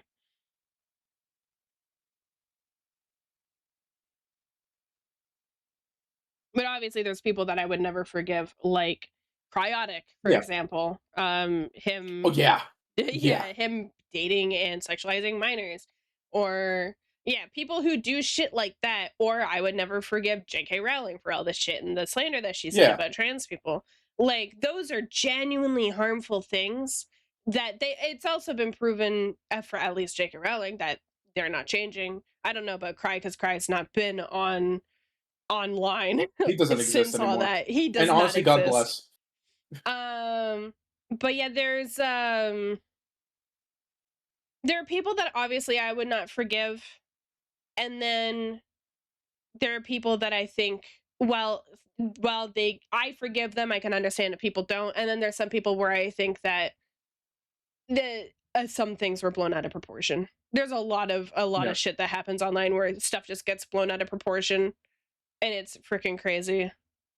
You seen the recent It's JKR news? the I've heard tidbits, but I've not gone into a deep dive. it's the being terminally online thing where it's like you see Yes. something and it's like it stays online forever and we're gonna make the biggest fuss about it and it's going to be our personalities for the next few weeks or months or whatever time period it is.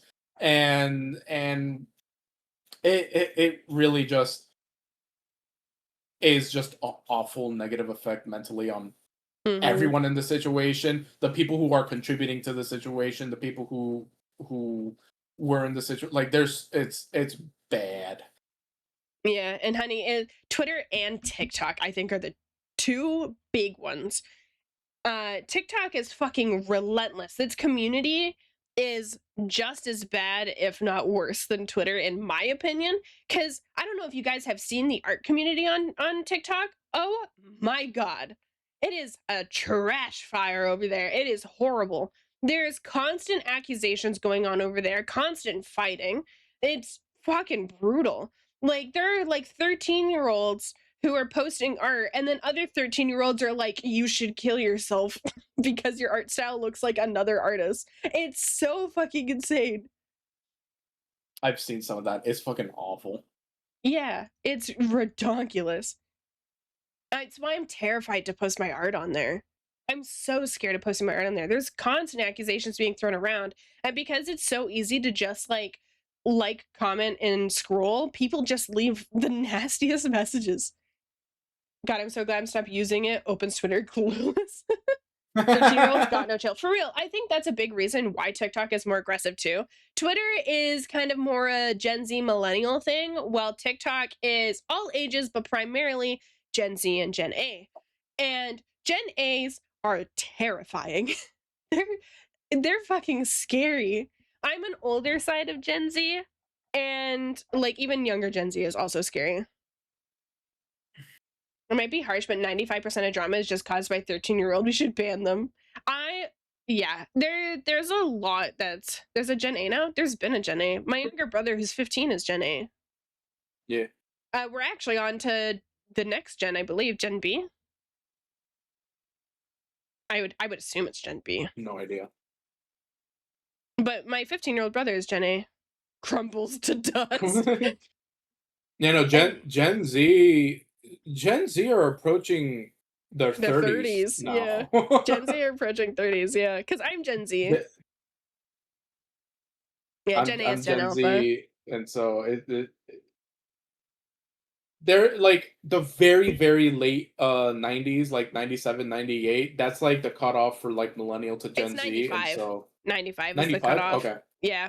And then like 20 or 2015 or some shit like that. I don't know. My sister's Gen Z, but she's on the opposite end. So my sister and I have 11 years between us, and we're both Gen Z, but we're on opposite ends of the spectrum. While my older brother, he's millennial, and then my youngest brother is Gen Alpha.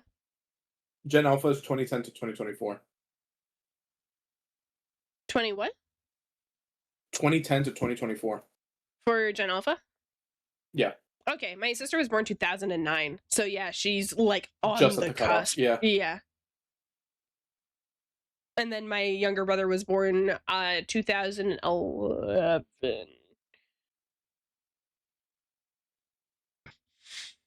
Either 2011 or 2010. I don't remember.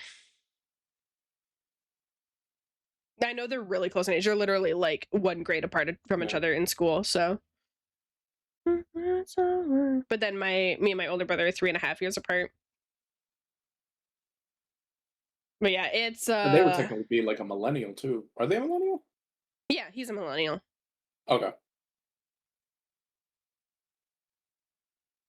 Now, saying we should build a technocracy to control the general public 100% through government issued security measures. We should, as humanity, fucking understand that the internet is not a good place for a 13-year. The thing too, that I watched a video on this recently, and it's so true. There are no teenage spaces online. When we were younger, there were areas dedicated to Yeah. children and teens, such as Girls Go games, Club Penguin. There were sites that were catered to younger audiences. These days, those don't really exist, and it's all social media. Social media is not good for a processing, growing brain that makes stupid Yeah. comments. So, I I do agree that we need to bring back teenage spaces online. I don't think we need to kick them offline entirely. I think that it should be kind of like how when you're growing up and you get your first phone and you have a phone that can only call your parents and like Yeah. 911, you should have access online equivalent to how it used to be when we were younger, where there are gaming sites and forums for kids.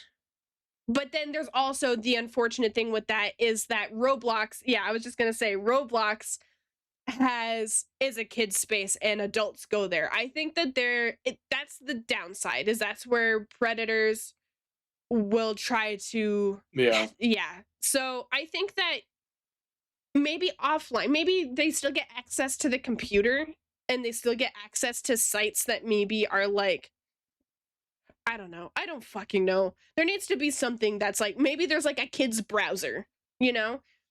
Kids browser, and you can't do anything that's social. It's only just playing like games and stuff. No online games. It's just like when you go on Girls Go games and you play dress up. Because Because like that's how I grew up. I played dress up games and I used paint to draw. And yes, like there is a huge thing with parents. You need to be more aware with what their kids are doing online. oh 1000%. But Because also like kids do hide stuff. YouTube Kids, Netflix Kids, and like all of that stuff. It's like it's good up until a certain age, but then when you get to like late elementary school and then middle school, and It is a that's weird position. it's really hard to deal with that kind of shit. So Yeah. parents definitely need to be more responsible when that kind of stuff. I know I hid stuff from my parents all the time, and they didn't check as much as they did. But Oh also, yeah. like you said before, the spaces online way different. I wasn't on social media like that when I was in like middle school and elementary school and shit. I was on fucking Miniclip and Pop Tropico or whatever the fuck that Yeah. game was called. Like there were so many like online areas I, for people like us at that time. So I was never even on Club Penguin or anything, though I was on Gaia Online, and get I yeah. did get the beginnings of grooming happening to me. Oh But fuck! because I Yikes! remember, like, looking back, I didn't think anything of it because I was like 13. But now I can look back and I'm like, that dude said he had a family. He was Mhm. living with his wife and had a kid and was telling me that I should come visit him. I was Oh 13.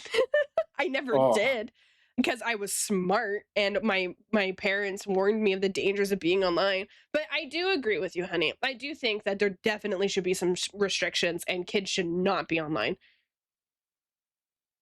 It's also an issue where it's like the people who are setting these restrictions end up being too restrictive, and so it makes it a situation where They start hiding. the so it's like the teenagers and kids are eating shit because of how they're being restricted, but also the adults are eating shit because just like, all right, we're gonna restrict things, but everyone is restricted. It's not just the kids. Everyone's eating shit and dying.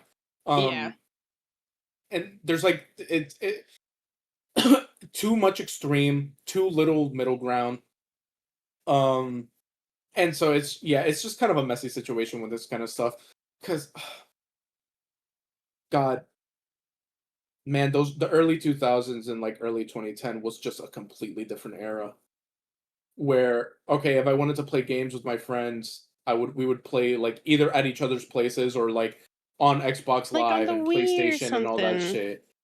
Um, But if you wanted to like have your own little social space and do your own thing that wasn't social media related, so many social games online. Even if like just Facebook, like Facebook had so many social games where you could just play online and invite your friends on Remember the one Facebook where and you could shit, be like Farmville. like a cat person? No idea. But yeah, Farmville. yeah, I was on Farmville a lot, but also like Wizard 101 was way bigger and like shit like that was fun to interact with. It's just so much shit that you were Yeah. able to do Mm. that is just non-existent anymore. It's all social media now. It's all social media or fucking video games. And if you're a kid on a video game nowadays, you are getting harassed. So Yeah. I mean, you were harassed back then, but it was different. Different harassment. Yeah. Okay, can I tell you a funny story? What's Uh, up? I was on Gaia, and there was this kid that was like, I'm gonna assume he was a kid. I was 13 at the time, and this dude was like going around, and he said to me that like he was gonna fuck my mom or something. It was like a insult, a typical kid insult of towards my mother. Yeah. And I turned to him and went, "My mom just died last week." Oh, And he was like, "I'm so sorry." I don't think he ever did any of that ever again because I lied to him about my mom dying. And I hope that I Jesus taught him a Christ. lesson. Because, like, I watched a video where it was like, lying to strangers is fine. If you need to put a stranger in their place by lying, then do it. And I'm like, I literally did that as a kid. Told him that my mom had just died. And he backed off immediately, apologized, and I didn't see him do it for the rest of the night. You'd say that in That's school. awesome. See, I wouldn't do it to people that would like know me because if they saw my mom, then I would be called a big fat liar. But to strangers, 100%. Yeah. That's brutal, but so worth it. I think that I altered that child's brain. I think that I cured his ignorancy. He that day he learned what was it called? Not sympathy, but like Empathy? empathy. He learned empathy that day. He like I saw the shift entirely and because he was going around kind of doing it to everyone and just being like a dick to people. And then he just stood in a corner after I said that to him. And I was like, ah, bitch. My mom was literally in the other room. Like, my mom died last week. I'm not gonna lie. Fucking my kid, if I saw that happen, I would just be like, nice. Good one. Yeah, yeah. I'd go up and pat them on the back and be like, got their ass. Yeah, yeah. That's like if I get called to a school and my kid got like in trouble for fighting back because they were getting bullied and they punched someone, they're getting McDonald's on the way home. Oh, 1000%. 100%. You didn't start the fight, but you finished it. Come on, let's go. We're bringing you to the arcade. Or like they like someone was bullying someone else and they were defending that person. Like, Mm-hmm. yeah, dude, I'm buying you a brand new video game. What the fuck? Yeah, what do you want today? It's your birthday. I'll take you out to dinner. To be fair, my parents were like that too. Like, they would still like they were the type of parents who were like, okay, for public viewing, we gotta reprimand you, of course. But then later on, when we were at home, it's like, okay, but did you win the fight? How were you fighting? Like, were you kicking ass? It's like, yeah, I was good. My Like mom they'd be behind me when it came to that kind of shit. my mom's been pretty good with that with my sister. I never really got in trouble at school. I was only in the principal's office once and it was because someone else was in trouble. Um but my sister, she's never gotten like in trouble, but she has definitely stood up to teachers and like the teachers have like contacted my mom and be like, "Oh, she was disrespectful today." And then my mom will be like, "What happened?" She's like, "He literally said like some form of bullshit." And she's like, "Oh, you're fine then." That also happened with me cuz my mom was like, "Why have you been missing a bunch of your classes?" Cuz I was missing my third period repeatedly. She was like, "Why aren't you going to your classes?" And I'm like, because my teacher is freaking misogynistic. I Oh, didn't know that word at the time, but I told her what happened. Basically, I was in a programming class that was majority boys, and my teacher, of course, was a man, and he asked the class to raise their hand if they had their license. I had mine, so I raised my hand, and he told me to put my hand down. It didn't count because I was a woman. Jesus! Yeah. And then not only that, but there were a few times when I was in that class. So I was widely known in school as the art kid, and he came up to me and he was like, "Oh, you'll like this project, Dee, because this one has pretty pictures in it." And I'm like, "Bro, I'm in coding class because I enjoy coding, not because I want pretty pictures." Like he was very dismissive towards me. Yeah. And I stopped going to his class because of that. My mom was like, "Why aren't you going?" And I told her everything. She's like, "Oh, okay, that's fine. You can keep missing that class." I was so pissed. He ended up getting fired a couple years later. I would hope so. That's crazy. Mm. Did you ever get permission to slap that man in the face? Because that sounds like sort of person that needs a slap in the face. I do wish that I stood up for myself. I think my mom didn't really want to deal with it because that would have been like a whole fucking deal. But Yeah. I wish that I had stood up for myself more then. But I did not have a backbone at the time. I was a troublemaker in school. I I've think you gotten and I kicked would out of have gotten class along. multiple times. That's awesome. I liked the bad boys. Oh my god. I was that kid that was The always thing is behind the stairs doing some weird shit, the thing like is that eating a I was ghost like pepper. I got kicked out of class, but I was getting kicked out of class for being more annoying than anything else. So it was Oh, then I like probably I hate was you. just yeah, exactly. Are you falling? Ba, ba, da, da, ba, ba, ba, da, da, da, ba, da, da, ba, ba, ba, da, da, ba, ba, da, da, Holly being a da, little da. shit. No way. Yeah, that's literally it.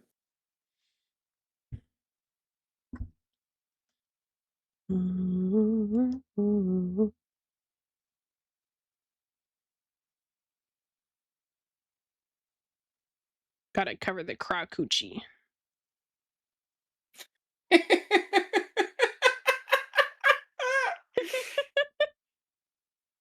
I am a strong person now. I don't know what the hell happened, but at some point in my life, I went, I don't give a fucking shit anymore. And I stopped caring what people thought of me. And now, anytime that something happens, I'm so quick to be communicative with it and like stand my ground. I don't fuck with shit anymore. I don't have the fucking time to deal with bullshit. I wish I had that power. You need I to am a cover up the people pleaser. croissant. I need to cover up her pastries and her Jesus fuck. buns. And her buns. Until It happened, the movie It. You watched It and you went, "Oh, I need to fuck some shit up." I'd like, there's a good pun that I can't send here. Please send it to me in DMs.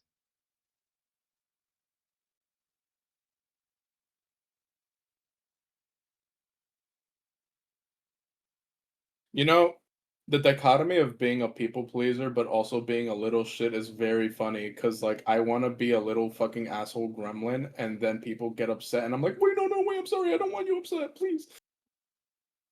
Okay, so this is a summary of you from meeting you. You you don't want to upset people and you don't want to make like bother people and make them hate you, but you do things to make them hate you and then go, "Oh, but what if they hate me?" Yeah, basically. You're like, "Oh no, I think they hate me." Also, you fucking laughs and points in their face. Yeah. I wonder why they would. Yeah. It's a dilemma. Cuz I feel bad every time. But at the same time it's like I am just a little shit asshole. and I want to be a little shit asshole, but not to the point where actual people are actually upset. Yeah. Which is why I'm a very apologetic person. Wouldn't have to apologize if you stopped doing things to apologize for. You're doing a lot better lately, though. Because I can tell. So specifically with the Pookies, they went on trips. The story time before. How's it going? It's going good. It's always story time here. I'm just a story time factory. The Yap machine.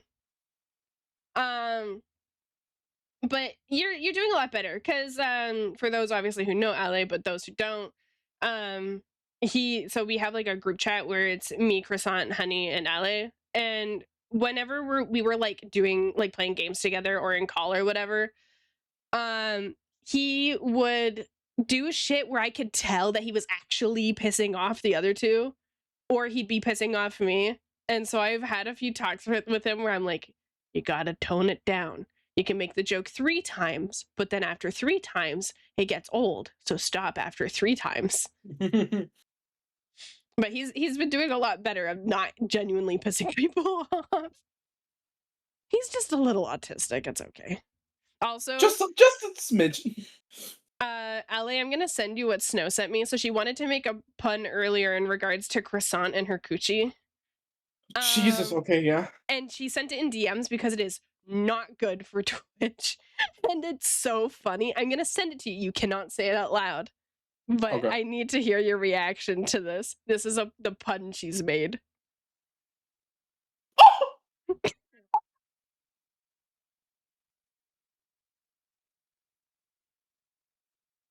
Yeah. Oh, okay. Croissant, I'll forward it to you. I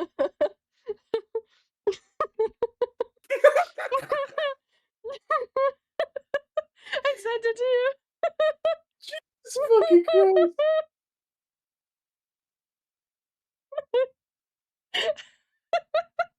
It's really funny, but it is not safe for Twitch chat.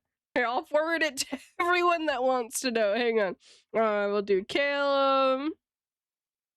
And then we'll forward it to Honey. The LA scream is now making me curious. Okay, we're sending it to Bob.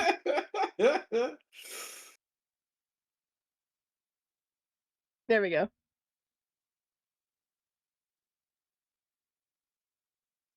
He's just my joke dealer. What the? That's funny.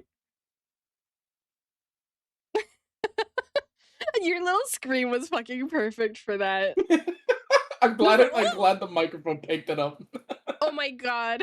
Croissant, that one's actually really funny. Can you say that in Twitch chat? That's so funny. She sent me another one. Yours is safer for Twitch chat, I think. Wait, am I not allowed to say the C word here? It's more frowned upon. It's more frowned upon. It's specifically in North America. I almost said crussy, but was like, maybe not.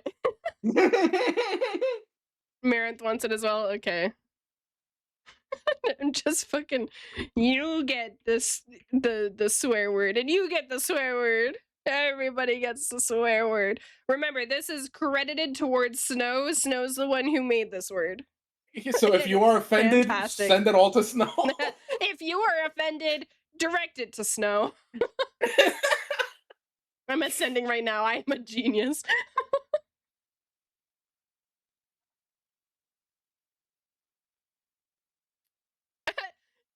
Bob's reaction was, oh my god, I almost choked. Oh my god. Add it to Snow's Google Doc, not D's, exactly. I don't have a doc. Nah, you do. Yeah, I can't post that on a Christian Twitch stream. It's fucking hilarious, though. That is peak. The temptation I have to change that to be Croissant's name on Discord. Christ. Do it. Do it. Yeah. I never claimed to be a good influence. Yeah, no, we're both bad influences on each other. I do have to wrap up stream soon, by the way, just a heads up, because it'll be dinner. Bet. Oh, Real. I'll probably Real. do it in real. like 20 minutes. I'm gonna Okay. copyright that. It is fantastic. That is a fantastic pun.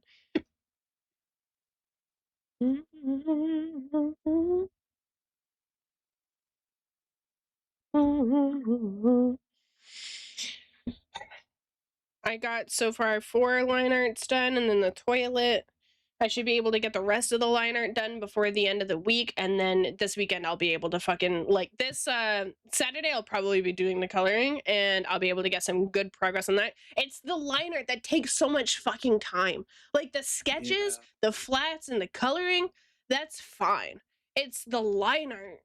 Why does it take so long? Also, I gotta say my favorite is the gun one. I think this looks fantastic. The gun is really good. I also have to say something that I've discovered for myself is that something I've been doing, you can really see it on the gun emote, is the mouth that I had before starts really wide at the top and then tapers really thin. But I've been starting to do it where it kind of curves. It goes thin, curves out, then goes thin again. And I've been noticing I like that mouth a lot more with It's a with my stronger emotes. expression. I do like that. It is. It kind of gives more of a yelling and less of like a happy, you know?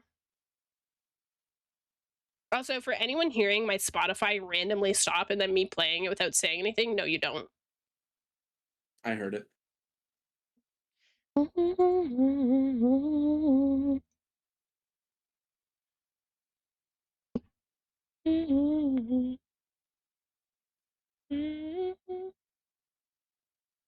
Anyone who sees this is gonna think you hate me. Hear what exactly?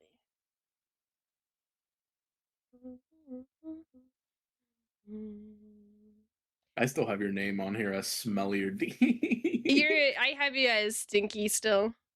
Nice. Yeah. It's really funny when people look at my phone, they're like, who's Stinky? Oh yeah, that's my boyfriend. I have a headache. Probably from the fucking energy drink I had right after coffee. Is it still that one? Yeah. It's the last one. Fuck. Okay, thank God. And then I'll be going back to, yeah. So I've learned, for me, Alani, it does give me energy, but it also makes me feel horrible. So I'm gonna try to, how many calories is this? Oh, 10. That's not pretty bad. good. That's not bad. I usually drink sugar-free Red Bull, which is also 10. Yeah. Uh-oh, Stinky. He's got a strange aroma. Not gonna lie, he smells good. Hey, can I tell you something, LA? You're gonna hate me. Oh God. I lost your shirt. Damn. That sucks. I don't know where. I went to sleep and I had it with me, and then I woke up and it was gone, and I can't find it. It probably went between the crevice of my bed and the wall. And now I have to get it. Yeah. I just woke up and it was gone, and I'm like, oh.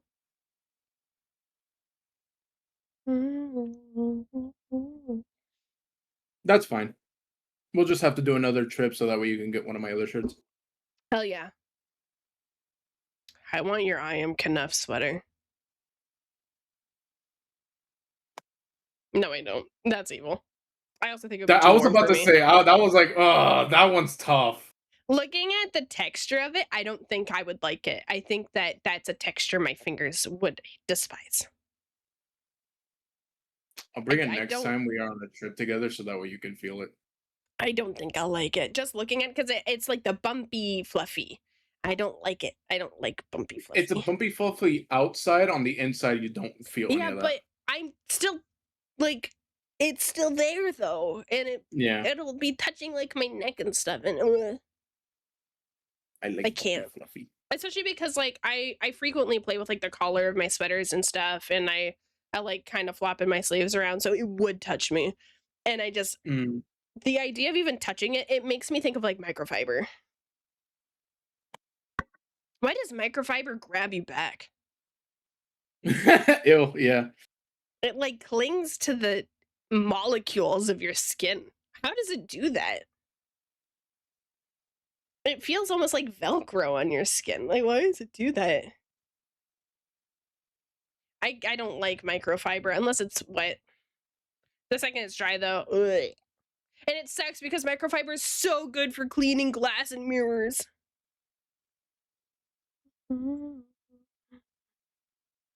I also I don't like those wire brushes. I can touch them fine, but my brain imagines my teeth touching them, and I just ugh. What are you distracted by? You said wire brushes. Oh, you're talking about. Oh, The metal yeah, wire brushes. What are you yeah, distracted by? no. I can tell that you're doing something. Oh, invoicing. Yeah, okay. Your like voice changes when you're distracted because I was like, Really? yeah, because I went, oh, it touches my teeth, and normally you go, oh, that's weird, but you went, oh. Oh, I'm so sorry. It's fine. I do the same thing. It's like your brain just stops in the responding department talking to other women. Yeah, right? No. What the fuck? Oh, fuck. I can't even say no. I'm talking to GB right now. Did you hang on? Are you charging Chibi before? Yeah, I'm sending the invoice right now. I do sketch, and then once the sketch is approved, I send invoice. Okay. I am so proud of you. So, D, since Ali is distracted, what? Jesus. Favorite thing about Ali after meeting him IRL? Hmm. Hmm. Hmm. Damn, she don't fuck with me for real. Hmm. I'm trying to find things that are appropriate. Hey, Hmm. whoa, whoa, whoa. Jesus. Hmm. What the fuck does that mean? He's got a nice body. He's got a nice face. He's a good kisser. Uh, he's hot. Uh, Jesus Christ. he kissed? Yeah. Didn't I tell you that? He's a real bed breaker. Oh my god. I think that his willingness to do things, because like I'd be like, oh, let's go do this thing. He'd be like, okay. He's always upbeat and energetic. But the thing is it's that what you see with Ale online is what you get in person. So there's not like anything that's like in person that was unique compared to him online. He is Mhm. very like in terms of his personality, he doesn't adjust. He is who he is, and I think that that's very admirable. So I'd say the things that I would have to like mention are just like the things that I can't experience online, which is doing things together. He was very adamant on if I wanted to do something, he would say okay and follow. Very obedient, I guess is the way to put it. Okay, okay, don't He's say very obedient. obedient. He's a good boy. Cause like we were done watching the movie and I'm like, I want to walk downtown for a bit. And he's like, okay. And like even though you could tell he was exhausted, he just kept going with me. I was like, oh, I want to go to this area. And he's like, you can see that he's like, he wants to go back. And he's like, okay. He's also very social, which I really like. He's you okay, I know that you're an introvert, but you also do have a lot of extroverted tendencies, such as Mhm. talking with people and being able to like you went inside to talk to the guy while he was building the bed. Like you went in, I was terrified. I'm so scared of people that I didn't want to go inside while he was rebuilding it. And so I just stayed outside the whole time. But yeah, I he is can submissive and agreeable. Jesus Christ. I can do well enough when it comes to one-on-one situations. My introvertedness shows a lot more when it's like a very big group of people. That's when it becomes very draining for me. Um But yeah, for situations like that, I find it really awkward to have someone an in our area, but we're like separated. So it's like I don't know, it feels weird. Um it would have felt weird for me for us to be outside and he's just like fixing the bed and shit. I don't know, something about that just didn't connect well with my brain. So I was like, I'm gonna stay here for a little bit, just in case he needs help or anything like that. And that's very sweet of you. He is very, very sweet. Does he just react? Basically, honestly, the reacting to messages is pretty spot on for him IRL as well. Because I say something to him and then he makes this facial expression, laughs, and then goes, "Oh, I love you."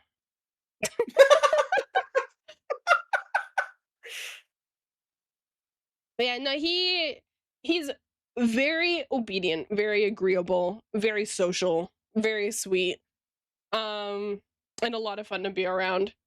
Oh my god, actually, there. Okay, this is gonna sound really vain, but there is one thing that I really like that Ale does, Oh and god. it made me feel so fucking confident in myself.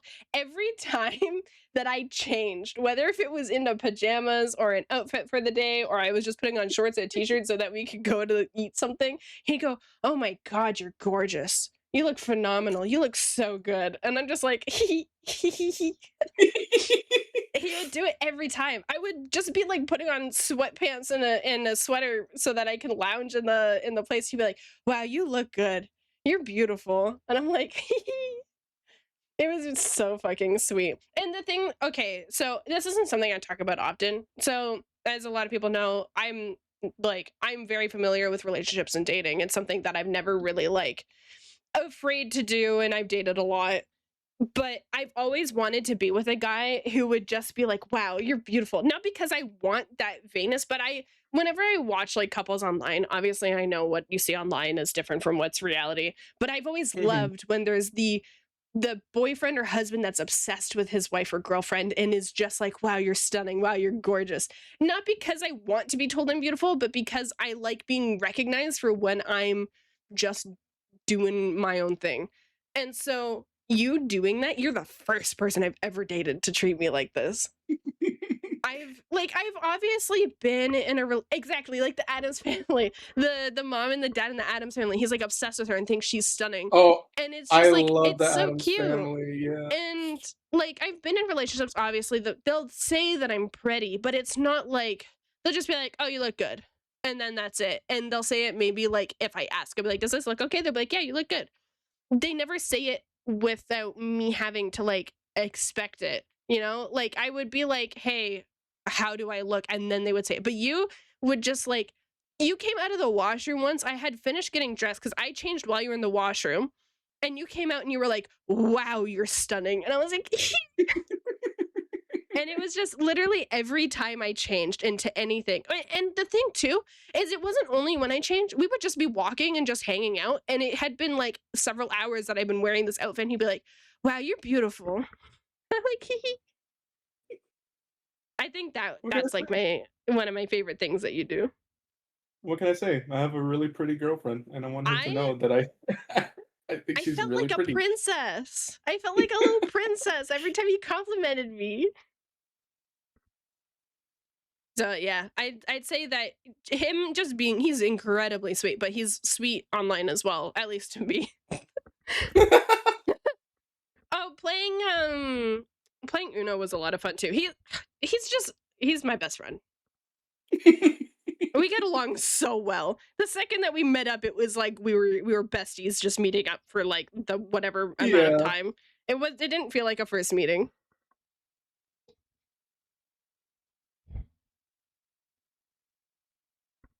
I wanna go back to Canada. Yes. I think, it's a very telling, trip for me when so Dee knows this.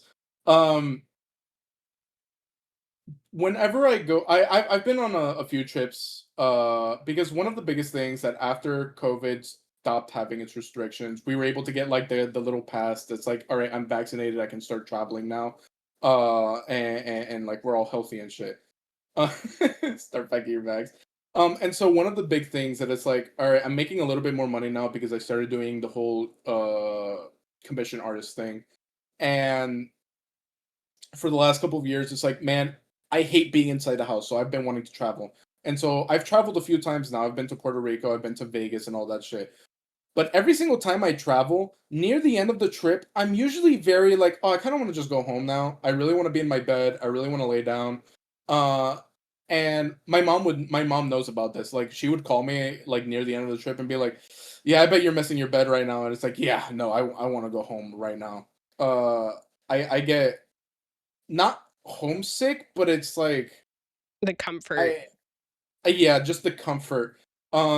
Near the end of my trip with D, I got one of those calls with my mom again. And she's like, "Man, I bet you're missing your home right now." And this was the first time where I told her, "No, I don't want to go back home. I am You're so so cute. happy here right now." The weather was fantastic too. The weather was very fantastic, but also like the happiness that I felt when it came to being with you is just unmatched. It Yay. I'm feeling very gay right now because I'm like reminiscing on the trip and it's like, oh man, that has been one of the best moments of my entire life. You're adorable. Aw, you're adorable. I'm so sorry for everyone having to listen to us just be fucking gay ass. They're just getting diabetes right I'm now. so sorry. I'm gonna start crying.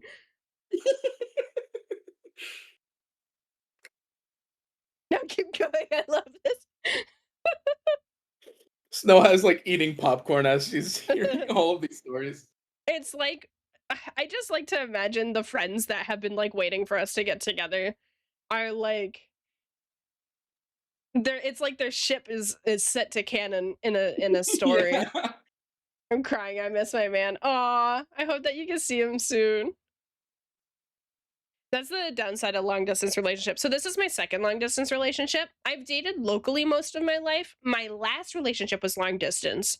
And we were together for 4 years and we split up a little over a year ago. And uh Ale is my first relationship that like cuz like I've dated a little bit after kind of like flirting or whatever after my ex, but all of them kind of like I just wasn't ready or would feel panicked or whatever. And then I started dating Ale and it's been it's been good. Uh but yeah, the long distance thing always sucks because the main reason why my last relationship didn't work was because of the long distance. And so obviously I have a lot of anxieties and fears and I try my best to swallow them as best as I can because like I don't want my fear to ruin this because like you're so fucking good to me and you're so sweet. I'm just long distance relationships scare the shit out of me after my last one failed because of that. But yeah, you know all the details of that. I'm not going to get into Yeah. it on stream, Yeah. but yeah. You have to wait until November. Oh, I have to the next time I get to see Ale is probably February of next year. Yeah. I do in a month though. I meet Croissant and Bob. I get to see you guys soon. That's so awesome. I hope you guys have fun. It should be fun. All right, croissant, don't tell anybody, but I'm gonna go over to your place and you're going to cross me get me across the border and Jesus I'm going Christ. to I'm going to You escape. have a I'm gonna passport. escape. You could just go. You don't need to sneak. You have the legal forms. Yeah, but if I sneak, then there's no record of me going to Canada, and so I'm just just Jesus. Just cancel your trip and come with us to Fan Expo. You can stay with me. when is Fan Expo again? Last weekend of August.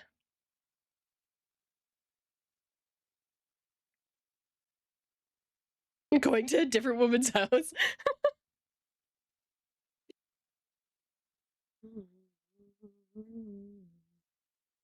I'm gonna talk about something that's super fucking niche, but I wouldn't be shocked if other people feel this way in this chat. But anyone else here, uh, well, my experience. I used to be an incredibly jealous person who was super fucking insecure in relationships and struggled a lot with like the idea of my partner like having female friends or anything like that, or like what if they're cheating on me or what if they're doing these things. Like that was me in high school. I was horrible in high school. I was so fucking controlling and needed to know everything they were doing and all that disgusting shit. And then I got better over time. And I just had a moment where, because Caleb said you're going to a different woman's house, that didn't even fucking cross my mind with you saying you're gonna go to croissants. Because, like, I don't know if anyone else has experienced the used to being insecure and now being secure. And, like, I'm just so proud of myself for getting this far because I remember just like my brain was feeding me so much bad information, telling me that everyone was out to get me and my partners were all hated me and were just cheating on me. I had been cheated on and that's why I was like that. Yeah. Um and so I'm proud of myself because I just thought of that now, yeah, with Caleb being like, oh, he's going to be at another woman's house, and that didn't even fucking cross my mind that it would be. I would be like, yeah, he's at croissants. Like that didn't even fucking cross my mind as like a thing that I should be scared of. Obviously, I'm not from like Caleb's message, but I'm proud of myself. Give us a name and address and I'll go beat him up. This was in middle school. I was dating this guy named Brandon. I had the biggest crush on him for like a year, and then we started dating and he cheated on me with his ex. Actually, no, he didn't actively cheat on me. He tried to cheat on me, and his ex messaged me and said, I just want you to know that he's been like hitting me up and trying to like date me and stuff, and I know you guys are a thing. And I was like, bless your soul, girl. I love her. Her name was Shout outs Alex. to the ex. That's awesome. Yeah. And so I ended up dumping him. But yeah, W's in the chat for Alex. W's in the chat. So we have a name. Now we just gotta find him. The W's you put. You know, she was fantastic. World War II. Hey, Caleb, you can't say that. You've been getting better, so that's awesome. See, can you stream like 15 more minutes so I can be here for the end? I need to watch. I need to go though. I need to go. I was just gonna say that I gotta go. It's time for dinner. Not dinner yet, but dinner is. And now, okay, bye guys.